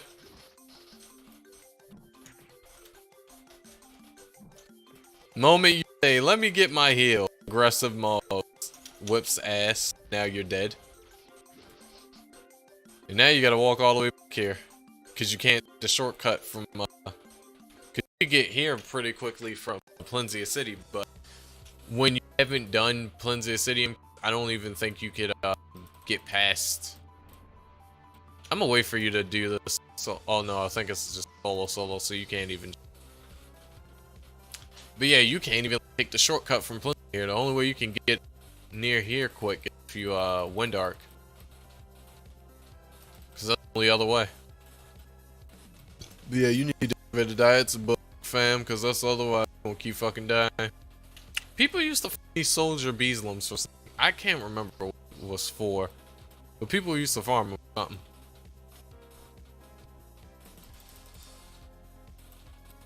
People used to farm them for something. I even came here and farmed here for something before. I can't remember what the fuck it was for though. I think I farmed these little motherfuckers or something. Either for a side quest or for an MQ, stuff like that. Yeah, I was farming these for Crimson Pebbles, but I don't remember what. Well, you want me to go on with MQ without you? Thought you wanted to run with me. So wait, get your sin up.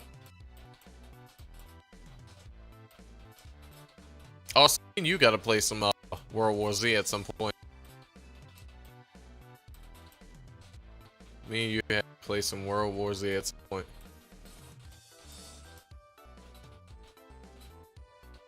Want to use your ninja to do it? Oh.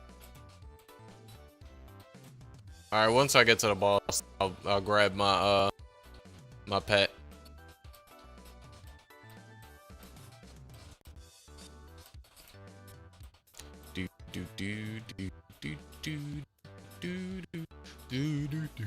I got you figured. Easier to use your ninja one-shot majority of these bosses rather than relying on me. Potentially die on you at any given moment whilst trying to backstab bosses. I'm glad that a lot of these bosses had big areas where once I backstab them, they try to chase me, and then I backstab them again, and they still hit me. I've been in love with that. Working out very well in my favor.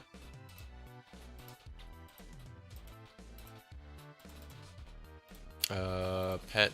Got one pet for this. I could grab the rat-a-tat eggs, grab more pets, but probably will do that when I get a box ticket and I get pet eggs to feed. But up until I'll just keep doing how I'm doing. Alright, let's see how Beezle now will treat me, shall we? See, I'm loving this. I'm loving the fact that they have to chase me. And they're not just, okay, like doing what we just did just then and smacked me from range. I'm loving that. I'm absolutely loving it. Just that's saving my ass. Like, really. It's really been saving my ass.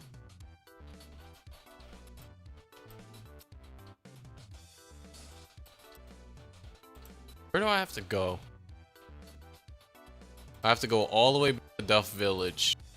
Then I have to walk all the way back here because I have to go past Beezle to fight Beezle. God damn it. Hate MQ, man. Hate it. And the sad part is, I want shit like AI crystals, a postula, and all other sweet shit you have to do here. At some point. The longer you wait, the longer it'll take, the more grueling the shit will be.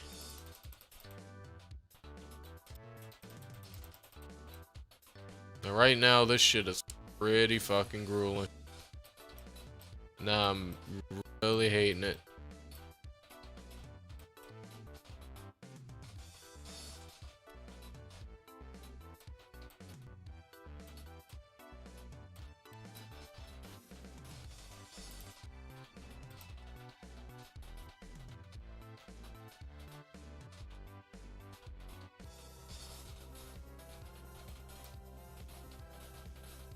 Why the fuck did it say Duff Village if I had to come back to Milwaukee Plains? Why you lie? Should've just said, hey, you gotta go back to Milwaukee Plains and talk to the NPC. And the NPC will give you your next one to go kill Beezle Dam. You know what I may have to do just to get my 10 to 3 to 220? I may have to wind up pulling her up somewhere. I may have to. Like you said, beyond the third eyes or some shit. Hell, if I'm getting 400k XP every kill, that's perfect. I'm gonna have to, I'm gonna have to do something, because if I don't between tonight and tomorrow, then there's no foreseeable way I'm gonna be able to like be active in the raid. Like I don't even want to join the raid if not 220. Because I want to be useless. I want to be able to have some fun with it. I don't want to get one shot the raid boss and die. Get 220, get skills, complete the quest I need to complete, and start up the stream. Get everybody together. We do the main raid, have a good time, and then go from there. Because the Beast Knight won't be much easier. I don't even have to work on my Beast Knight. Already fucking high level. And the RS gear. I don't even have to work on them. I just had to wait for everybody else to work on their Beast Knights. For Sin, it's like, god damn. The main quest line is the punishing factor here, because it's like I could potentially hit 220, but man, I just wanted to be sinful. I wanted to be a pure meme. I don't want it to be like a mixture of two. Because then if I do it like a mixture of two, then would be the point of the straw pool, you know? I really wanted to meme raid, but I don't want to be the useless one here. I just don't want to be the useless one in the raid. I don't want to be in the raid and then not be the level requirement I said everybody else, unless say like everybody else is 220 to 220, and then I'm the only dumbass that's like 170, 180. I don't want to be that guy.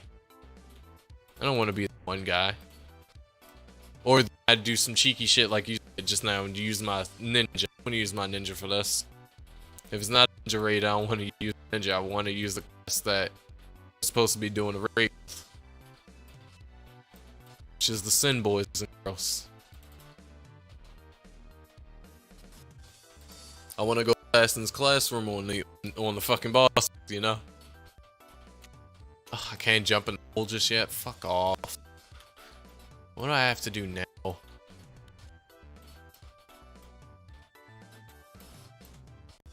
I'm getting so agitated from all this back and forth walking, you won't even understand.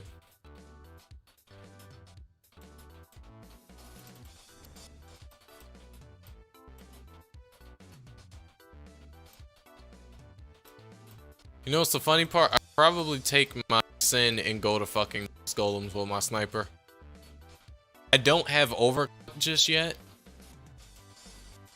so I can't benefit off of overclock, but if I get overclock, I wonder if I'll wind up dealing with damage in part area than my crossfire sniper, because if I do my crossfire sniper, it's gonna be sort of like a slow grind, because if I do crossfire, then I'll have to freeze every fucking party area moss. They're gonna be tankier than normal. I'll have to freeze them all. I mean, I do have Dragon Tiny, I'll just have to up it to plus, but I'll have to freeze them all. Wait, no, you can't use Dark Element on a dark mode. Fuck, I will have to use Savior. But I could freeze them all. I'll have to freeze them all and then use Crossfire and just god that my Crossfire's random damage scale and kills them before they wind up killing fucking decoy like 1 to 2 hits and killing me, because I don't have overclock, and I don't even know if I do get overclock, will my single target damage be way quicker, at least in party area, than my crossfire. I know even regardless if I'm in normal area or party area, my crossfire damage is good. It's decent. It's just the only bad thing about it is it's randomized and it only scales up by the amount of hits that I hit. For single target, my single target's way more consistent. I just don't know how good it will be after I overclock. And I know if I'm in normal area golems, it'll be better, but I don't want to have to deal with people stealing my mobs. That's the only thing, which is why I really like party area. I don't want to have that fact of, oh hey, this person, these people, whoever's here is just gonna kill the mobs, and there'll be gaps where there's no mob spawning, and then I'm just sitting there looking stupid. So I don't know. I'll figure that out, because I'll probably do it on stream a little bit. Oh no, I forgot you have to farm.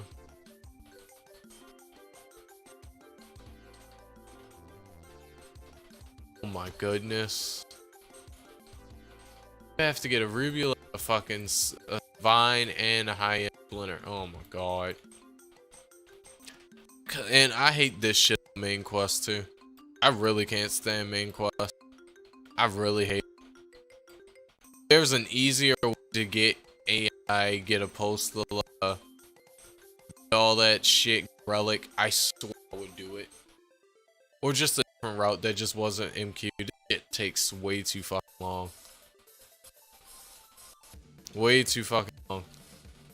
Between the dumbass puzzle, the amount of walking, the random collection quests you have to do, like, this takes too long. And then, look, now I gotta go all the way back near fucking Magnesia to grab roulette from the nomads. Then I gotta fucking go get a high-end splinter and a spiny vine for something. Then I gotta walk all the way the fuck back. Fucking damn, I hate this shit. I swear, y'all, I can't stand main quest. I hate main quests in this fucking game so fucking much. I really do. I really cannot stress it enough how much I despise it. It is one of the worst aspects about this fucking game is the main quest line. Fuck it, it's boring. It's way too damn long. Especially if you're doing it to fucking get X. It just takes way too fucking long.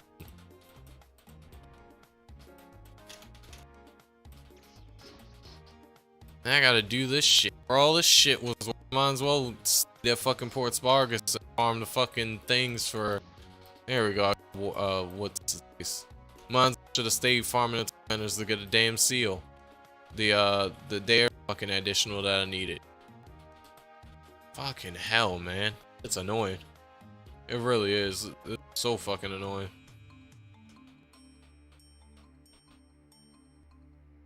I don't feel like sitting here doing it. I'm so agitated this that I'm hungry. Go give me a little bowl of cereal. I'm legit agitated about it. I don't want to do it.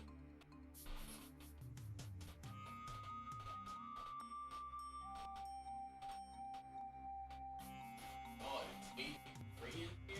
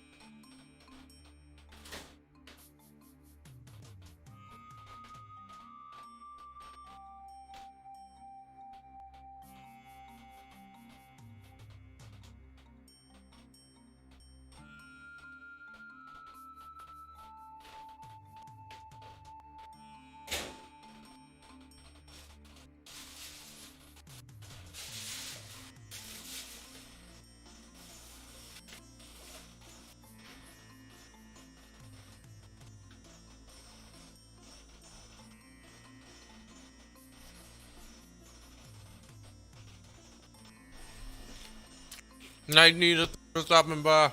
No, later.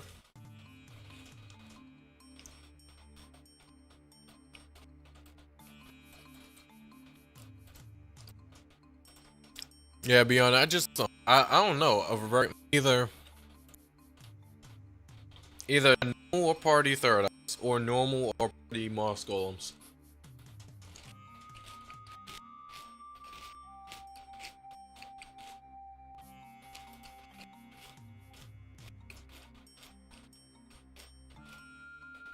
Or I could use ninja. Because my ninja can kill I think third eyes and monsters, at least a regular than my sniper could.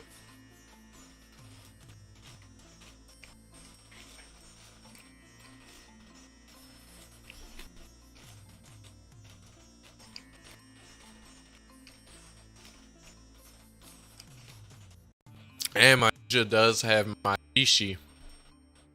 And my Kabishi is pretty much a freeze arrow as long as you keep the buff active.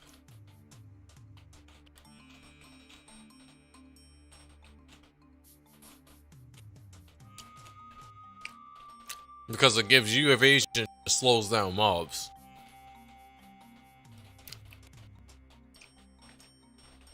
I kind of my Kabishi had a long duration than 30 seconds.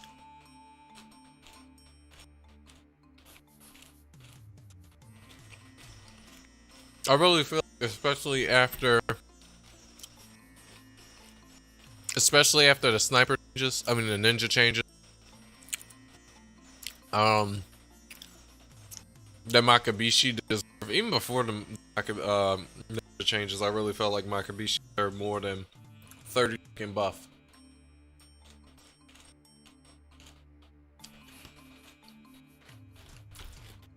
Because it's such a useful skill.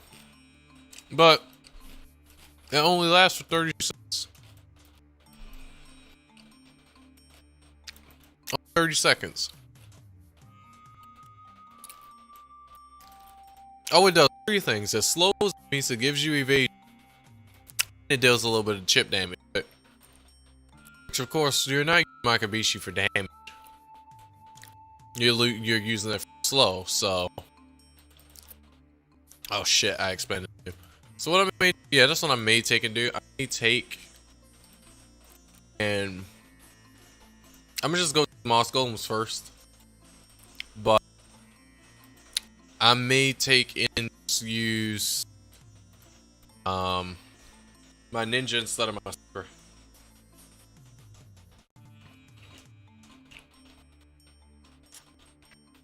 I mean, cause you know, my sniper, my ninja can kill skulls so fucking easily. Ridiculous. At least in normal area, but in the area with them having increased health, I don't really know. I don't really know for sure. It's a lot of moss golems right now in the area, in the party area right here. I don't know what the deal is.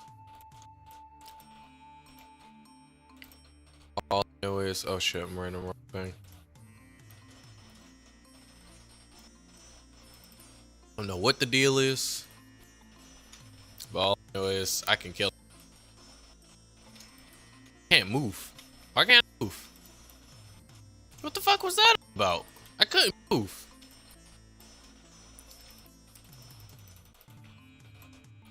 Like, you see how useful Bishi is? Even though I did smack in my butt a little bit.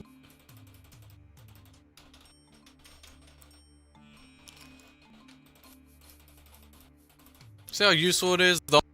I forgot. The only bad thing about f***ing ninjas is the damn MP drain. Look at how fast my fucking MP go. Look, I went from cap MP done.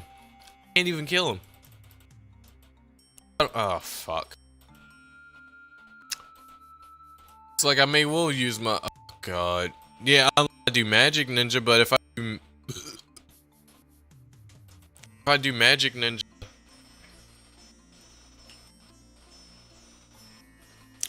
I can kill Moscow with melee or magic.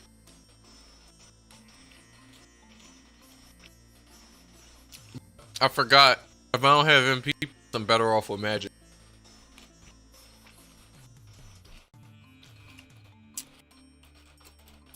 I just realized that.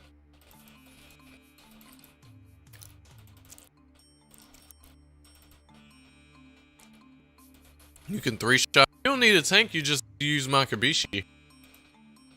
You don't need it. If you can 3-shot him, all you need to do is use Mabishi, get a certain distance from him, like how you saw me do. Use with space and just kite him. That's what you gotta do. You don't need no. I can't 3-shot, but I can kill them. But the thing is, that mass fucking MP drain from this dumb nerf that we got is fucking killer. It forces me. It forces me to need. I don't know, I'm lagging. It forces me to have to use Earth Domination in order to keep P up. Oh, I forgot to clone. I'm a dumbass. I forgot to clone after I popped the Yang buff. The Yang buff.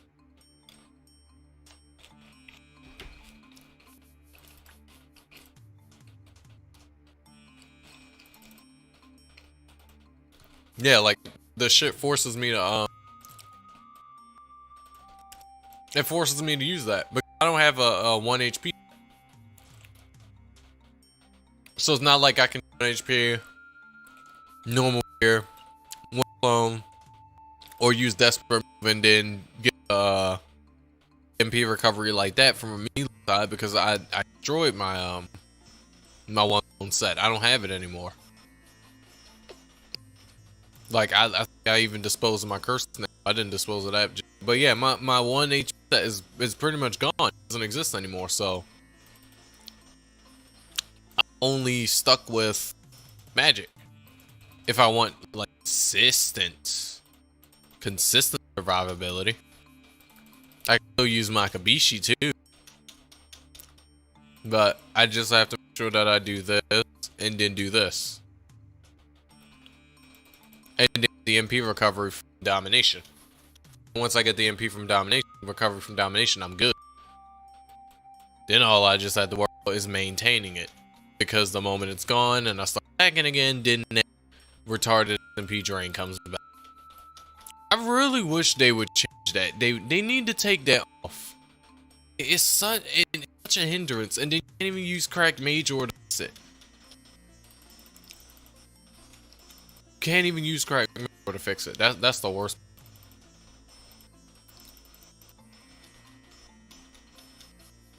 Oh, he paralyzes me. Fucks my cast speed. I need to fuck attack speed up.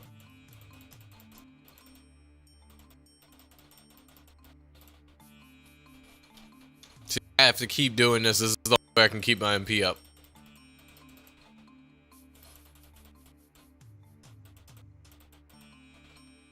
Only way. I can't keep MP up any other way.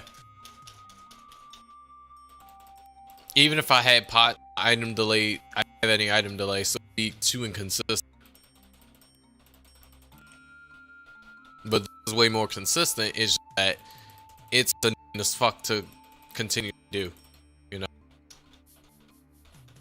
I can hurt this boy. I can't kill this boy. I just have to be very wary about my clones and about my P consumption. Like, see, he just can kill me just there, but I can kill him. I just have to be very consistent, very worried about my clone shit.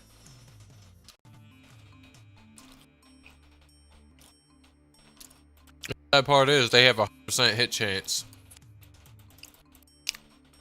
700 evasion. If I was to use Yang, probably not so much, but because I use Yang, only 100, and that's what Akabishi popped. And then my game doesn't like the shit it was just doing.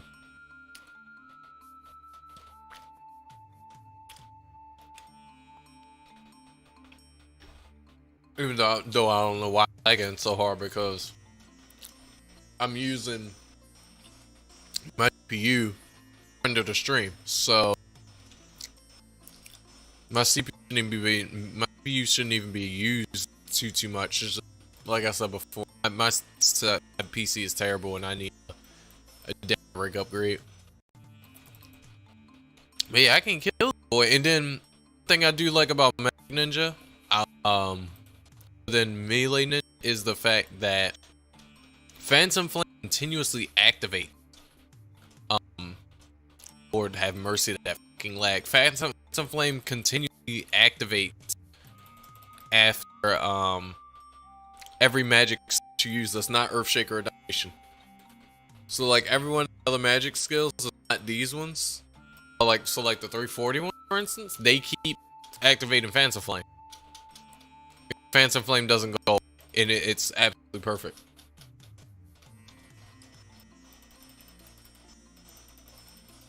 Like, I can kill this boy. It's just a little bit of a struggle for my ninja when it comes to magic. When it comes to melee, easy as shit. Just that MP drain kills. That's it don't even necessarily be Moss Golem. It just be the MP drain. That's what literally gets me killed. Not the boss, the boss. The mob itself. The MP drain massive fucking nerf on my ass. That's what gets killed. But see this, I can do this. And be kiting as a magic ninja, it's kind of annoying because I have to stop to keep casting. Not like I can do a hit run with dance clones and shit. It's not like, oh hey, fuck, I forgot to clone again. But you get the point. You get the point. My ninja is just work.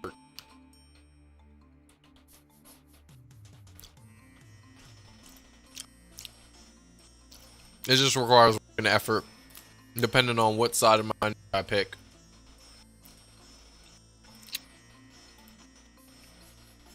This is work and effort.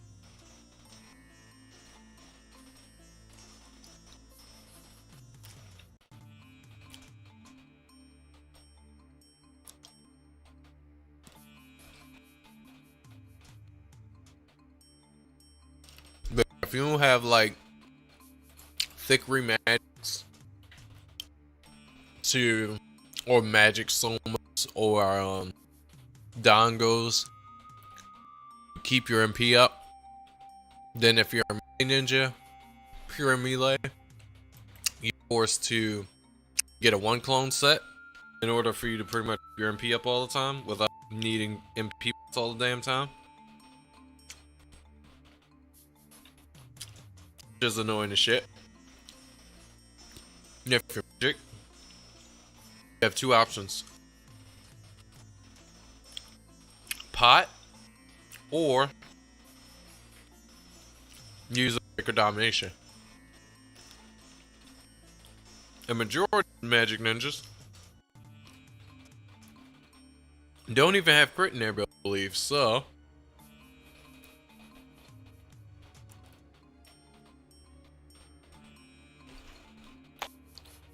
I mean, they use Domination. It won't do damage. It just MP recovery. But I don't even think majority of magic ninjas even bother getting this, because they just it's not worth it.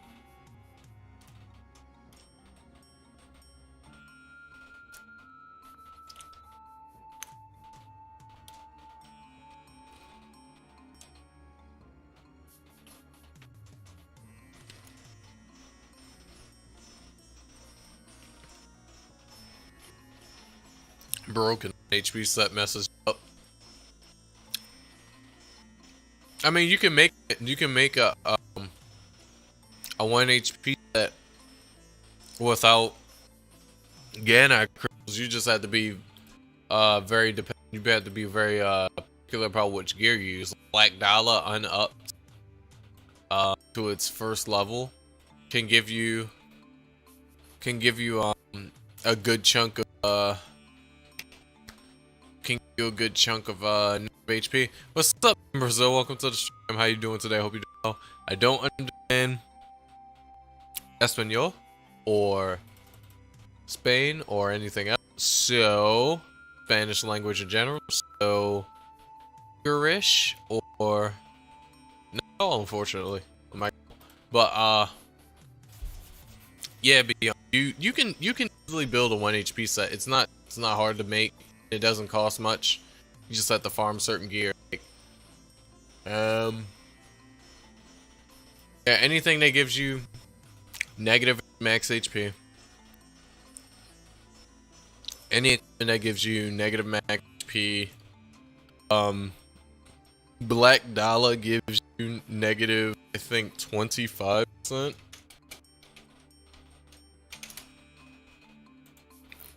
I think.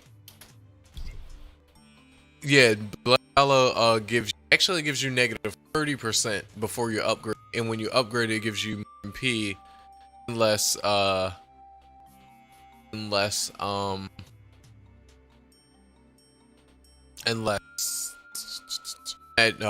HP reduction. But you get Black Dollar, you get Disaster Stone. That's the majority of your HP set right there.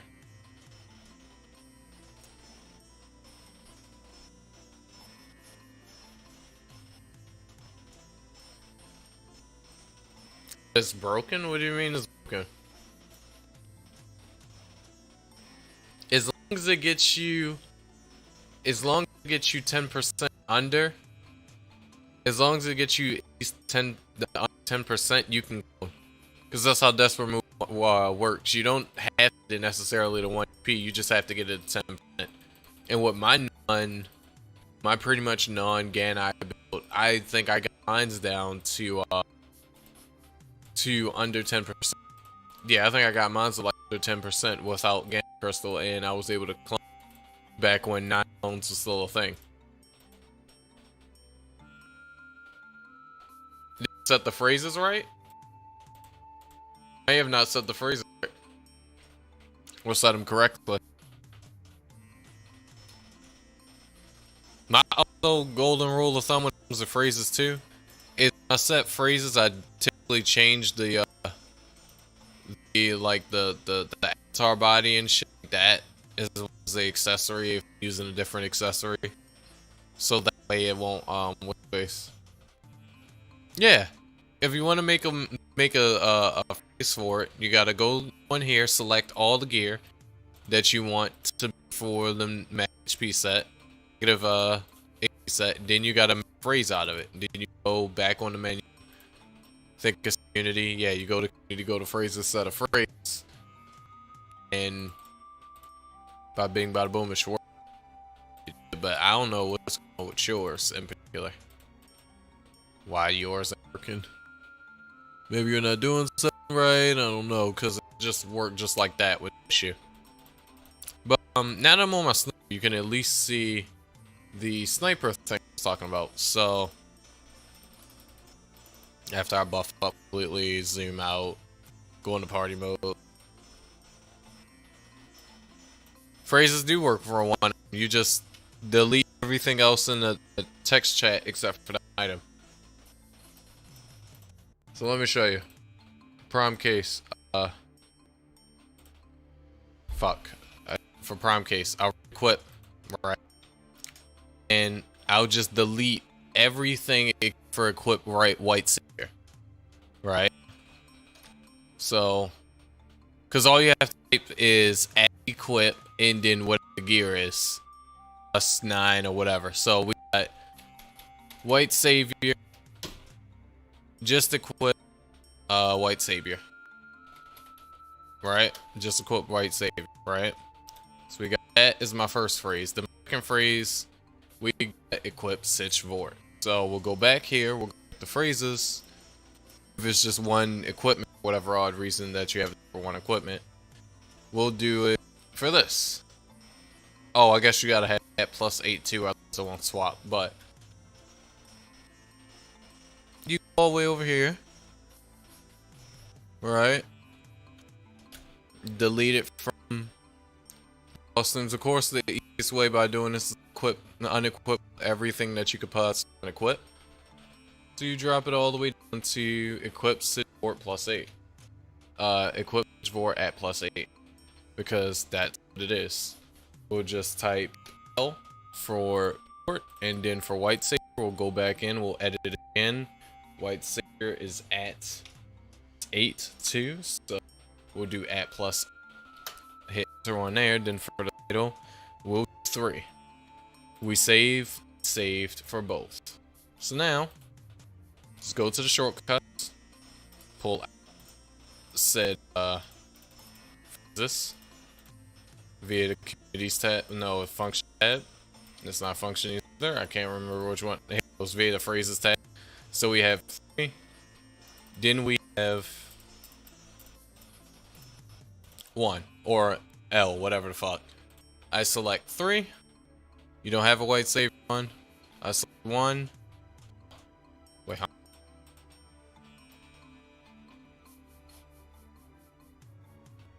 Wait, what? Did not work?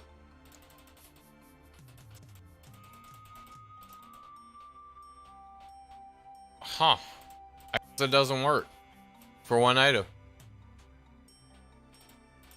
Oh, well, fuck it. You can do the ancient old way of just going to equip item, selecting odium, and selecting whatever else, selecting glacier. Then you can swap it back and forth. Like, I worked like that. I never tried it myself personally, but I worked like I thought you could select it to 1 item if you wanted. Apparently not.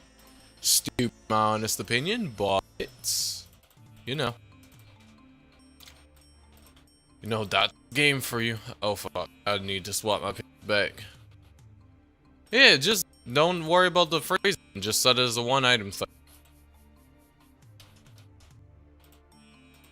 Just put each individual item on your page, on your hotbar. That's an easy fix to that. If it's just 1 item you need to swap in order to 1 phone, that makes it almost easier than phrases. Phrases does the little lag delay shit. But this is what I wanted to show. So let's freeze him, let's blind him, let's give myself some MP, let's use high cycle, let's use shot. Now I have fairy wind activated, and as you can see, I'm using fast shot, and fast shot is allowing me to attack while it's moving. Usually with fairy wind inactive, I can't do this. If I didn't have fairy wind, I would not be able to do this right now. And with fast shot would literally lock me in 1 spot. It would get me killed. Oh, it would get me killed. It would get me killed. It would lock me in 1 spot, and the moss golem can catch me fairly quickly.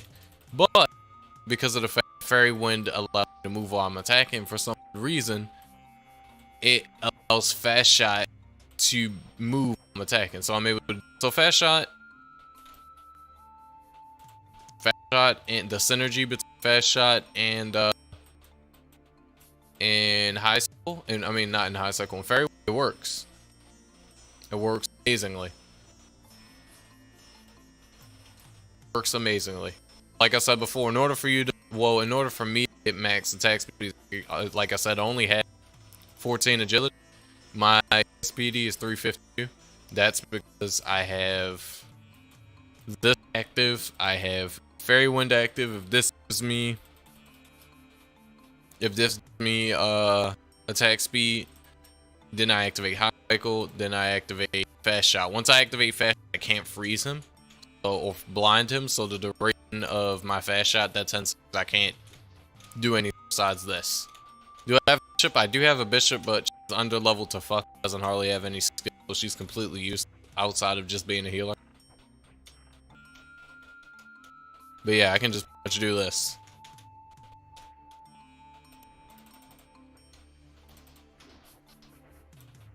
As you can see, I can kill those golems. I don't know what puts them in fear. I've noticed that as of recently, my sniper has been, whenever I auto attack, I be putting mobs in fear. I don't know what the fuck I do. And I just did an area rain auto skill. I don't know what the fuck that auto skill came from either, but I don't know what puts them in fear. But whatever I have puts them in fear. As you can see, I can kill them all pretty quickly. Pretty quickly. And this is just an army moss golem. And this is also without overclock. I don't have overclock just yet. If I have overclock, I'll probably do this faster. In MP, because I don't have MP either.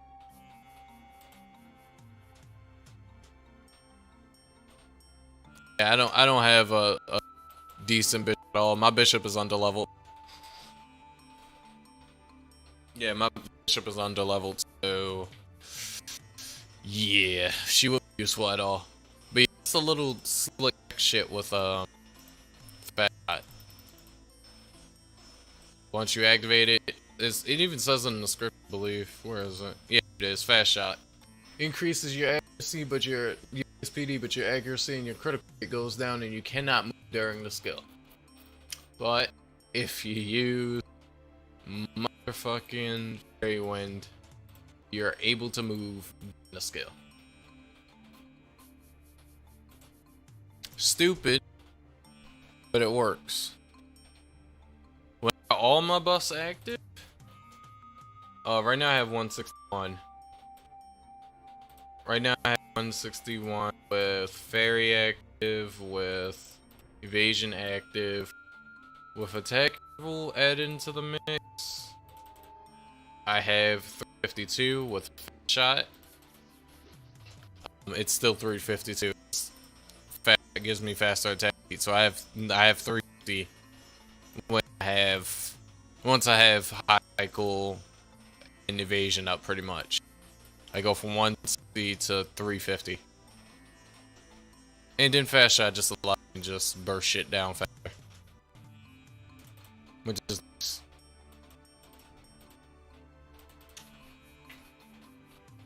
And I could, do this at Moss Golem, but I don't know. Can't wait to get. I love Fairy Wind. I absolutely love the skill. It's great. They only have. Oh shit. Okay. Okay, fucking boo. Just decided to just beat my ass out of nowhere. But yeah. The only I guess you could say with fast shot is the fact that it lowers your critical and your accuracy rate, but. And you still hit full attacks pretty much all the time. You do however much damage you were supposed to do to that bulb. So I guess it's not such a bad. And like if I was doing the thing where I was at Balm Warriors where I was doing backup damage for my Enchanter while my Enchanter was tanking the party Balm Warriors for me. I was able to just sit there and do 30k damage with no use, which was nice. Yeah, Fairy Wind with evasion, high cycle, fast shot, absolutely amazing. Absolutely amazing. Of course, I kind of make a dumb decision here because I have no MP. 2, I can't activate fast shot more than 2 times now. And he just fucking shell. See, and then there's that bullshit sometimes that happen, which is why I like to find him too. Sometimes like he just fucking did.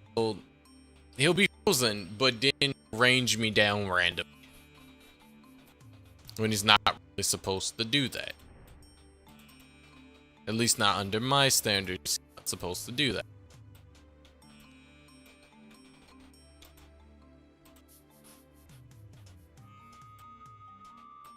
I can't just get overclock beyond because it's a bitch to get. I have to kill a boss. I have to farm some shit and do some shit. So it's so cookie cutter dry as to just go and grab overclock.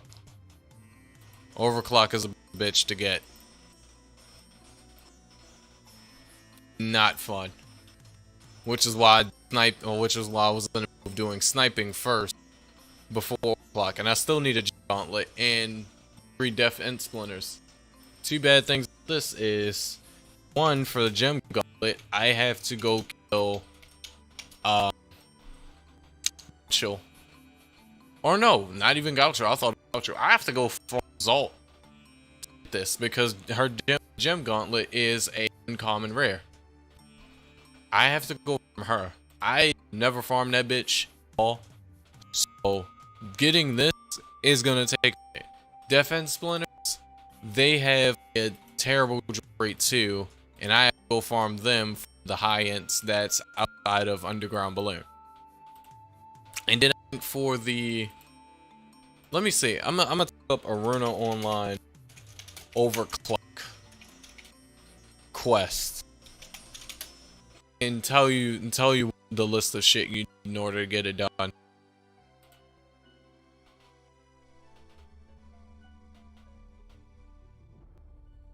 And the way Snipers did this before, they fucking got like a bishop. I had to kill a Nina of it. They got a bishop to spam. They got a bishop to spam res them, so that way you can so that way they could kill the ball quickly. Yeah, you need to kill one. You need to kill a Nina. You need to kill 6 Atals, which is mobs within one of the higher areas. You need to get 5 Benonites, and you need to get 3 Ovelium alloys. Ovelium alloys, Ovelium, whatever the fuck you want to call them, Ovel. I already have the Ovelium alloy, I believe. I used it for upgrade. Just turn my sin off. I don't even have the Ovelium alloy, and that shit's expensive. That shit's like a plus. I have to kill a Nina once with sniper. Then I have to farm 5 Benonite. The Benonite, I believe you get from... I believe, if I'm not mistaken, you get the Benonite from... You get the Benonite from, those little bird things outside of Anita's, door. I forgot what the field is called. Leland Field? Leland Fields? Yeah, I think it goes from there. You go there to get Benonite. Do I have a window? I don't have a window at all. Fuck. But yeah, I have to go fucking fight a Nina in order to get this shit done. And that's not fun. Because Nina isn't fun. What the fuck? I just got something to mail. Who the fuck mailed me? Fucking repeat extra larges. I didn't. These are not my beads. These are Azrael's beads who sent me beads. Gave me these beads. I had a semi-decent stockpile of beads. I really needed water. Actually, no. The only beads he gave me was water. All these are mine. All these are mine. I had a stockpile of this. I'm just lackluster on Earth. These are beads from just overtime of often on grinding and getting beads, doing raids and shit like that. Still have my all cron just sitting in this storage on my beast knife for some reason. But yeah. Farming. Not fun. I have shit to do.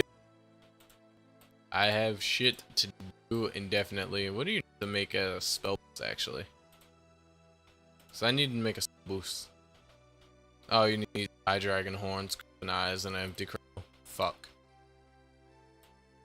Yeah, I'm not selling them. I need them because I was gonna make empty crystals or make a spell boost. I need to make a spell boost for my witch, not BDO. I need to make a spell boost for my high wizard. Oh, you have wrought iron. Why do you have 94 wrought iron? Why do you have more Orochium than wrought iron? I'm not questioning it. I'm just throwing it in storage. I need a spell boost for my high wizard, but she has my enchantment spell boost. Since I did it as like a pet ability. I don't know what the fuck the sacred was for. But so yeah, I don't even know what I have left to do that shit. And shit was a bitch to farm. Gem gauntlets, I don't even know if my ninja can even kill them. I know what exactly the result is, I just don't know if my ninja can kill her.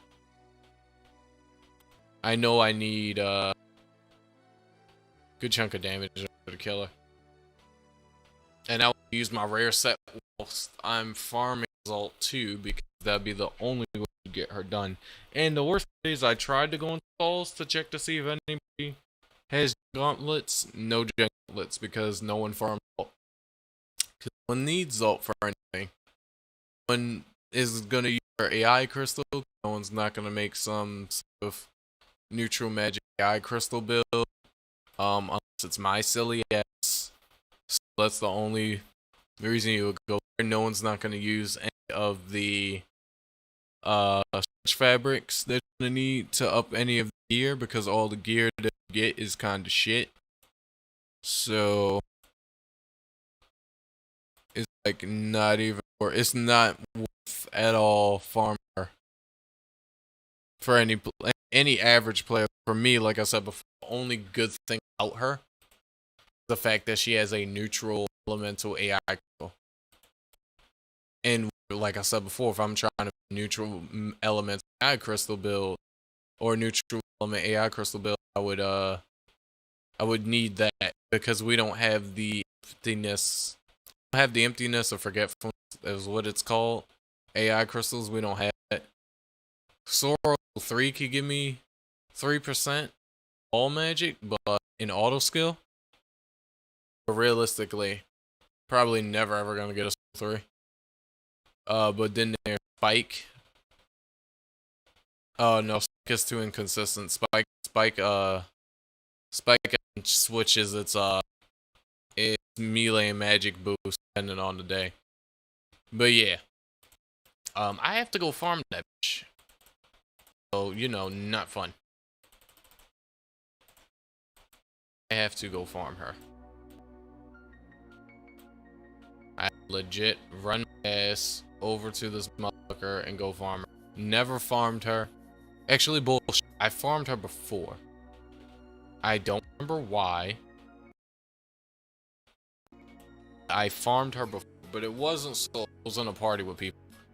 Either that or I was in a party with people doing Q runs. What? One of the two. Got a message, hold on.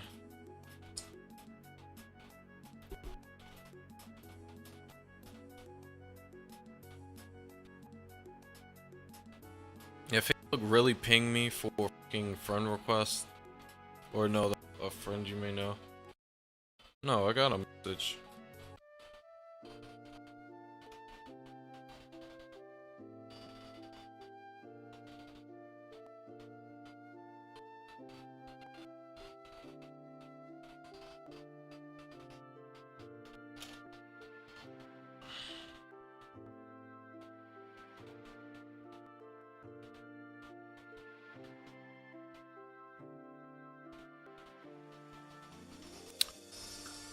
Yeah, I gotta farm this bitch. You know what I'm gonna do? I'm gonna do for now, because I'm sick of YouTube keep and the stream is healthy, the stream is poor, the stream is healthy, the stream is poor, and all that other shit. And I get a little bit of stuff done today for my son. I'm gonna go and end it off here, and I'll probably work my son off cam, get her up, and then once I get my son to 220 tomorrow, I will start the stream, do the meme stream, do the raid. We'll have some fun with that. If I at least get my sin to 220 via normal grinding, I'll at least accept that.